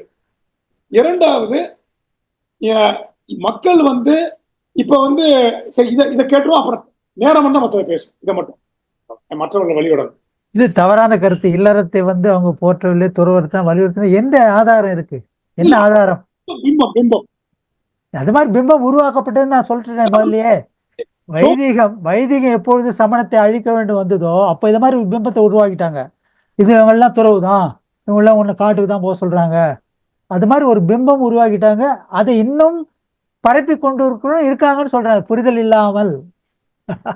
ஆகவே அவங்களுக்கு படம் கூட போட்டு காமிச்சு பாருங்க, இவரெல்லாம் சமணர்கள் இல்லாம. அஜிதா ஐயா, இந்தியாவில் தோன்றிய அனைத்து சமய மரபிலும் நீங்க பாத்தீங்கன்னா நிலையாமை, பெண்கள் வந்து நான் சமயத்திற்கு ஒத்து வராத ஆளுங்க, அவங்க கூட வைக்க கூடாது, அந்த மாதிரி கருத்துக்கள் வைதிக மரபுல இருக்குது. எல்லா சமண வைதிக மரபு இருக்கு. ஆனா அதுல மிகுதியாய் இருப்பது உடம்பு என்பது, அதுல சீல் உடஞ்சு ஓட்டை இருக்குது, இதெல்லாம் பண்ணாதீங்க, அப்படி இப்படிலாம் சொல்ற மிகுதியாக கருத்துக்கள் காணப்படுவது சமண இலக்கியங்கள் தான். அதுக்கு அடுத்தது பௌத்தம், அதுக்கு அடுத்தது வைதிக மரபுல வர இலக்கியங்கள்ல. அதனால அந்த இதை விட்டுட்டு போயிருங்க, இது என்ன வாழ்க்கை அப்படின்னு துறவரத்தை மிகைப்படுத்தி சொன்னது சமண மரபு. ஆனா ரெண்டுலயுமே துறவியர்கள் இருந்தாங்க, இல்வாழ்க்கையை நிலைநிறுத்தி மிகுதியா சொல்லப்பட்ட நூல்களும் சமணத்தில் இருக்கு. திருக்குறள் உதாரணம், சமணர்கள் எழுதிய நூல்களும் இருக்குது. அதனால எல்லா நூலையும் எடுத்து பாருங்க, சிலப்பதிகாரம் எடுத்து பாருங்க, கடைசியில கிளைமேக்ஸ் என்ன, மணிமேகலை எடுத்து பாருங்க, கிளைமேக்ஸ் என்ன, துறவியா போயிருது. அந்த மாதிரி கருத்துக்கள் மிகுதியாக சமண நூல்கள் அதிகமாக இருக்கிறது. ஐயா உங்களுக்கு தீபக சிந்தாமணி, ஆமா, சமீபத்துல ஒரு நூல், ஒரு அருமையான நூல், அதை பத்தி நான் பேஸ்புக்ல பிடிச்சிருக்கேன், மிர்ச்சக்கடிக்கான்னு சொல்லி. அந்த மிர்ச்சக்கடிக்கா அந்த கதையை படிக்கும் போது திருக்குறளை வச்சு ஒரு படம் எடுக்கணும், ஒவ்வொரு சீனுக்கும் ஒரு குறள் வரணும் அப்படின்னா அந்த மிர்ச்சக்கடிக்காங்கிற அந்த கதை தான். லிட்டில் கிளே கார்ட்னு சொல்லி வடமொழி நூல். அதுல வந்து திருக்குறள் ஃபுல்லா சூது, மது, வேலைக்காரன், ராஜா, இல்வாழ்க்கை, எல்லாமே துறவி எல்லாமே அதுல வர அந்த ஒரு படமா ஹிந்தியில எடுத்திருக்காங்க, தமிழ்ல இது வரைக்கும் எடுக்கல, ஏன் தெரியல. அந்த கதைகள்ல வராங்க, ஒவ்வொரு சீனும் படிக்கும்போது அந்த கருத்தெல்லாம் திருக்குறள், இப்படி குரல் போடலாமே, இங்க ஒரு குரல் போடலாமே எழுதி வச்சிருக்கேன். இன்ட்ரெஸ்டிங். அதுல வந்து அந்த ஒரு சீன்ல அந்த நானா கிளைமேக்ஸ்ல துறவியா போனா அது சிலப்பதிகாரம் மாதிரி ஆயிடும். இல்ல அதனால சமண இலக்கியத்துல உண்மையாவே ஏன்டா வாழ்க்கையை வெறுத்துட்டு போயிடலாங்கிற மாதிரி அந்த மாதிரி ஒரு கருத்துக்கள் ஜாஸ்தி இருக்கு. நிலையாமை பத்தி நிறைய இருக்கு. யாக்கை நிலையாமை பத்தி நாலடியார் எடுத்து பாருங்க. நாலடியாருக்கும் திருக்குறளுக்கும் ஒரு மேஜர் டிஃபரன்ஸ் அதுதான். நிலையாமையும் யாக்கை நிலையாமையும் ஓவரா வலியுறுத்தி செல்வம் நிலையாமையும் சொல்றது வள்ளுவர் அளவோட நிப்பாட்டிடுவார். அதோட என்னோட ஒரு சின்ன பார்வை இருக்குங்க. பக்தி மார்க்கம் வந்து ரொம்ப எளிமைப்படுத்தி மீதி அதற்கு முன்னாடி இருந்த மதங்கள், குறிப்பாக சமண மதம்லாம் வந்து நல்லொழுக்கம், நற்சிந்தனை, நற்பார்வை, நற்செயல்கள் இதெல்லாம் வந்து வலியுறுத்தி கொண்டு இருந்த சமயத்துல பக்தி மார்க்கம் வந்து ரொம்ப எளிமைப்படுத்தி காமன் மேன் ரொம்ப வேகமா எழுதிட்டு போயிடுதுன்னு நினைக்கிறேன். இதுக்கு பக்தியின் மூலம் மட்டுமே மீதி அடைஞ்சிட முடியும், அந்த நல்லொழுக்கத்துக்கு ரீப்ளேஸ்மெண்டா போயிடுது. நல்லொழுக்கத்துக்கும் நற்சிந்தனைக்கும் பதிலாக பக்தி அப்படிங்கிற ஒரு பார்வை வந்தது, எளிமைப்படுத்தி ஜனரஞ்சகம் ஆயிடுதுன்னு நினைக்கிறேன். அதனாலதான் இது வந்து அந்த மதம் வந்து வீழ்ந்ததுன்னு சொல்றதுல தவறு இல்லைன்னு நினைக்கிறேன் நான். ஐயா கதிரவன் ஐயா வந்து மிக சரியான கருத்தை எடுத்து சொல்லுது. அதாவது என்ன அப்படின்னு சொன்னா, பகவத்கீதை அதுதான் சொல்லுது, பக்தி மட்டுமே நீ வந்து முக்தி அடைய சரியான வழி அப்படின்னு சொல்லிடுச்சு. இப்ப பக்திங்கிறது என்ன, நீங்க என்ன வேணாலும் பண்ணிக்கலாம், ஒரு இறைவன் வழிபாடு அது பண்ணிட்டா முடிஞ்சு போச்சு. எப்படி அப்ப பக்தி அப்படிங்கிறது அப்படிதான், இறைவன் வணக்கம் தான். சொல்லப்போனா இந்த விரதங்கள் இருப்பது இதுதான். நீ எப்படி வேணாலும் வாழ்ந்துடலாம். நீ அப்புறமா நீ சில தானங்கள், சில தர்மங்கள், நெட்டில திருநீரில திருமணம் எல்லாம் இட்டுக்கிட்டாக்கா நீ வந்து பக்தி மன வழிகாட்டாக்கா வந்துடலாம் அப்படிங்கிற அந்த ஒரு மனப்பான்மை வைதிகத்தால் இந்த சமூகத்தில் வளர்க்கப்பட்டது. அதனாலதான் சமணம் மட்டுமல்ல, சமணம், பௌத்தம், ஆசீவகம் இது எல்லாத்தையும் விட்ட மனிதநேயமே மறைந்து போனதற்கு அதுதான். சரிங்க ஐயா, நன்றி ஐயா. மணி 8:30ங்க, இன்னொரு 5 நிமிஷம் எடுத்துக்கலாமா சிஆர் ஐயா, உங்களுடைய அனுமதியோட? எனக்கு நீங்க நேரம் கொடுத்தாடுங்க. உங்களுக்கு தான் 5 நிமிஷம். வேற யாரும் ஒருத்தர் கையை உயர்த்திருக்காரு, யாருன்னு தெரியல, இருங்க ஒரே ஒரு நிமிஷம் பாத்துறேங்க.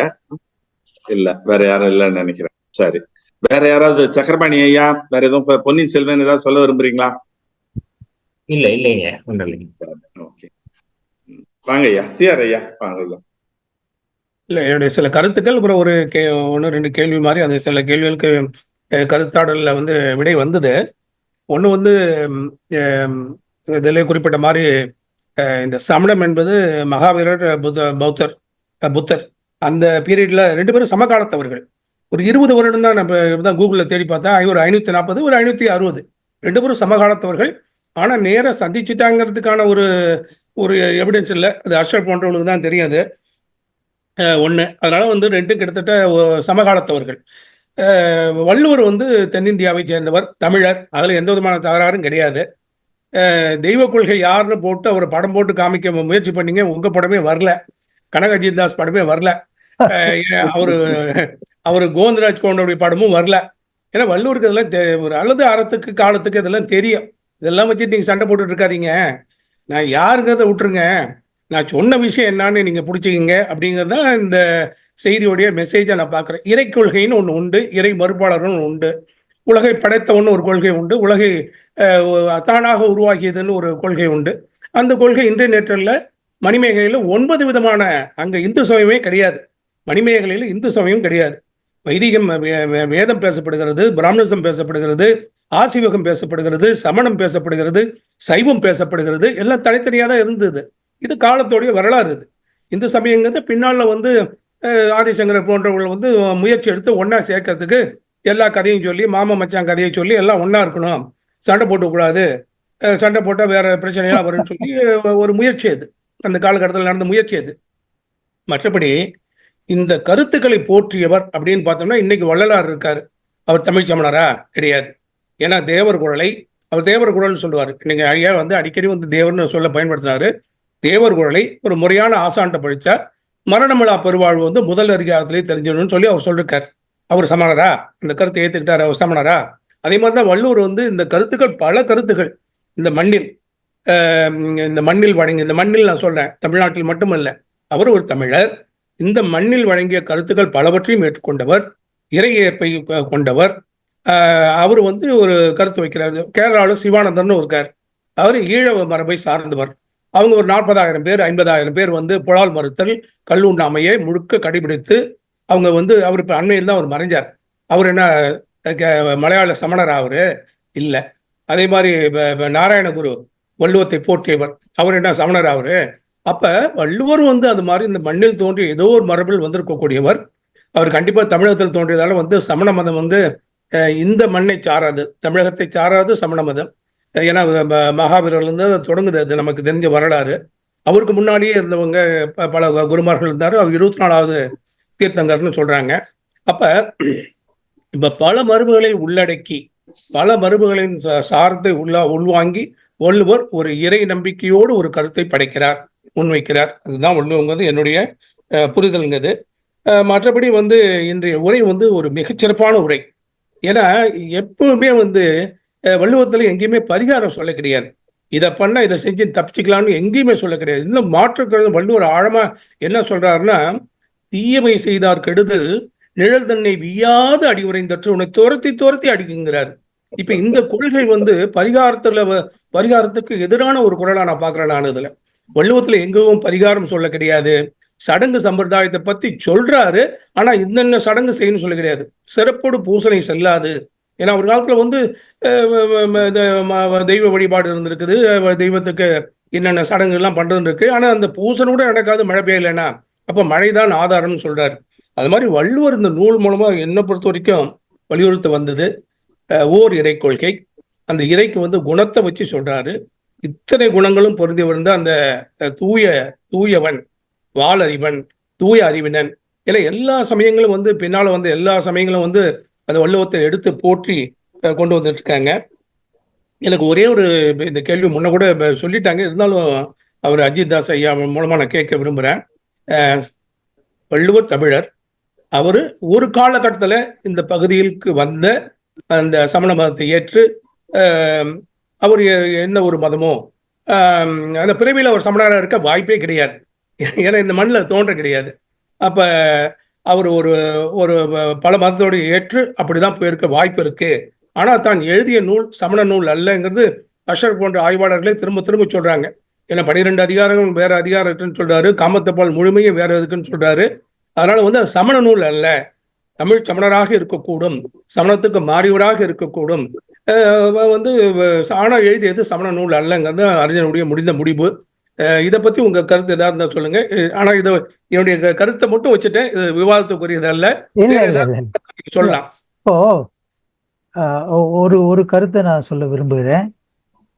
இப்ப காமத்துப்பால் வந்து அந்த வட இந்திய அந்த காமசூத்திரம் மாதிரி இல்லை. இது வந்து ஒரு நளினமான ஒரு எந்த விதமான குற்றமும் இல்லாத ஒரு காமத்துப்பால் தான் அந்த பாக்கள். இப்ப இல்லறத்தோடு இணைந்தது தானே காமத்துப்பால். காமத்துப்பால் என்பது இல்லறத்தோடு இணைந்தது தான் அது. ஆகவே சமணம் வந்து இல்லறத்தையும் போற்றியது, இரண்டாவது துறவரத்தையும் போற்றியது. இல்லறம் என்பது வந்து அறத்துப்பாலும் காமத்துப்பாலும் சேர்ந்ததுதான் இல்லறம். காமத்துப்பால் இல்லாத எப்படி இல்லறம் நடக்கும்? இல்ல அதுல மாற்று கருத்தே இல்லைங்க. ஆனா அந்த கட்டமைப்பு வந்து அஷர் சொல்லுவாரு, தொல்காப்பியத்தில் கூடிய 5 பிரிவை வந்து அதுல வந்து காமத்துப்பால் இருக்குங்கிறது பல அறிஞர்கள் ஒத்துட்டாங்க. மடல் ஊர்தல்லாம் சொல்லிருக்காங்க. இந்த மடல் ஊர்தல் இந்த தமிழ் மண்ணுக்கே உரிய ஒரு கருத்தாக்கம் அது. அதனால வந்து இல்லறமே வேண்டாம்னு சொல்ல கிடையாது. ஏன்னா அவரு அதை பத்தி எனக்கு அந்த இதே கிடையாது. காமத்துப்பால் முழுக்க முழுக்க தமிழ் மரபின் மீது கட்டமைக்கப்பட்டது.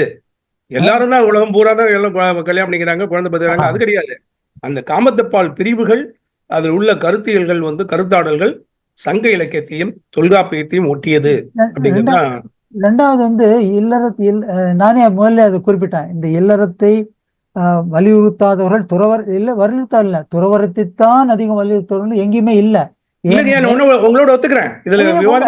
இல்ல உங்களுக்கு சொல்லாங்க. பொதுவான ஒரு கருத்து நிலவுகிறது, அப்படி இல்லை. அவங்க ஏன் வந்து நிலையாமை சொன்னாங்கன்னா, அறம் செய்ய வேண்டும், நீ நல்லா இருக்கும்போதே அறத்தை செய்ய வேண்டும், எந்த நேரத்துல உன்னோட உயிர் புரியும் தெரியாது. ஆக அந்த பாக்கள்லாம் கூட சொன்னேன் நான். ஆகவே அதால் தான் அந்த அந்த கருத்தோடு தான் வந்து நிலையாமை சொன்னாங்க. இன்னும் ஒண்ணு, இப்ப நான் சொன்ன இந்த திருக்குறளுடைய தெய்வ கொள்கை, அந்த கடவுள் வாழ்த்து உள்ள பெயர்கள்லாம் இத மாதிரி வேற எந்த சமய நூல்கள்ல விரிந்த அளவில் பயன்படுத்தியிருக்காங்க. அப்படியே அதே பெயரை, இந்த 10 பெயரையும் தம் தம் நூல்கள்ல எந்த நூல்கள்ல வந்து அப்படியே எடுத்து ஆண்டு இருக்கின்றார்கள்? யார்தலும் இல்லை, கண்டிப்பா இல்லை. ரெண்டாவது, மயிலை சீனி வெங்கடசாமி அவருடைய ஒரு ஒரு பூமையில், அதாவது பூமை செய்ய அந்த மலர் மிசை நடந்தான் என்பதுக்கு ஒரே ஒண்ணுதான் சொல்றாரு. நான் தேவாரத்தில் தேடிட்டேன், எல்லாத்தையுமே தேடிட்டேன். அப்பர் சுந்தர், அதாவது அப்பர் சுவாமிகளுக்கெல்லாம் ஒண்ணுதான் இருந்தது. அது கூட அப்பர் வந்து முன்னால வந்து அவர் சமண தொடர்பா இருந்ததால அந்த ஒரே ஒரு சொல் மட்டும்தான் காமிக்கிற, வேற எதுலையுமே இல்லையே. அப்படி முக்கியமான சொல்லு அவருடைய கடவுளுக்குரியதா இருந்தா தேவாரத்தில் சொல்லியிருக்கணும், மற்ற சைவ சூழ்கள்ல சொல்லியிருக்கணும். இந்த பெயர்கள் எல்லாம் சர்வசாதாரணமாக பயன்படுத்தியவர்கள் சமண நூல்கள்ல தான், வேற எதுலையுமே இல்லை. ஏன் இல்லை? முக்கியமா கடவுள் வாழ்த்தில் ஃபர்ஸ்ட் அது அவருக்கு பேரையும் சொல்லிட்டாரு குறளாசிரியர், இன்னென்ன பேருன்னு பயன்படுத்த வேண்டியதானே. அவங்களுக்கு இல்லை, அது வேற யாருதோ வருது, ஆகவே அவங்க பயன்படுத்தலை. அதுதானே உண்மை. ஏதாவது சொல்லுங்க பார்க்கலாம். இந்த மாதிரி நான் காமிச்ச, அதாவது கோன் நான் காமிக்கல, இவரு கோவிந்தராஜ கோன் சொல்றது இந்த சமண நூல்கள்லாம் திருக்குறளில் உள்ள கடவுள் வாழ்த்தில் உள்ள நூல் பெயர்கள் எல்லாம் இவர்கள் ஆண்டு இருக்கின்றார்கள்னு பட்டியல், பெரிய பட்டியலே போடுறாரு. அதே மாதிரி பட்டியல் வேற யாராவது போட சொல்லுங்க, இல்லையே, கிடையாது. ஏனெனில் இந்த சார்பு அவங்களுக்கு இருக்கு, அந்த ஒரு உரிமையோட அவங்க பயன்படுத்துறாங்க. அந்த உரிமை எப்படி வரும்? அவர்கள் என்ற அந்த உரிமையால் தான். அதுதான் என்னுடைய கருத்து ஐயா, வேற ஒன்றும் இல்லையா. காந்தி மாதிரி காந்தி, ஆனா காந்தி எங்க பிறந்தாருன்னு சொல்லணும் இல்லையா? காந்தி எல்லாருக்கும் உரியவர் தான். காந்திக்கு அப்பா அம்மா இருந்தாங்க, குஜராத்தில் பிறந்தா, அது கூட சொல்லக்கூடாது. சமணத்தில் எழுதுதான். இதால மற்ற தத்துவ கோட்பாடுகளோ இல்லை மற்ற மதமோ எந்த விதத்துல குறைஞ்சு போயிடுது இல்லையே. இப்போ சிலப்பதிகாரம் சிந்தாமணி சமண நூல் சொல்றதால மற்ற எந்த சமயத்தினுடைய கோட்பாடுகளோ இல்லை குறைஞ்சு போய் இல்லையே, எதுவுமே இல்லையே. இருக்கட்டுமே, அவரும் தமிழர் தானே, இது எழுதினவர் தமிழர், அவர் சமணராக இருந்தா என்ன தவறு இருக்கு? அதுதான் என்னுடைய கருத்து. ஆகால இது வந்து எது குறை சொல்றதுக்காக இல்லை ஐயா. ஐயா, வேற யாரு என்ன சமயம் எப்படி சொன்னாலும் கவலை இல்லை. திருவள்ளுவரை ஒரு சமயத்தை சார்ந்தவர் சொன்னா பெரிய பிரச்சனை.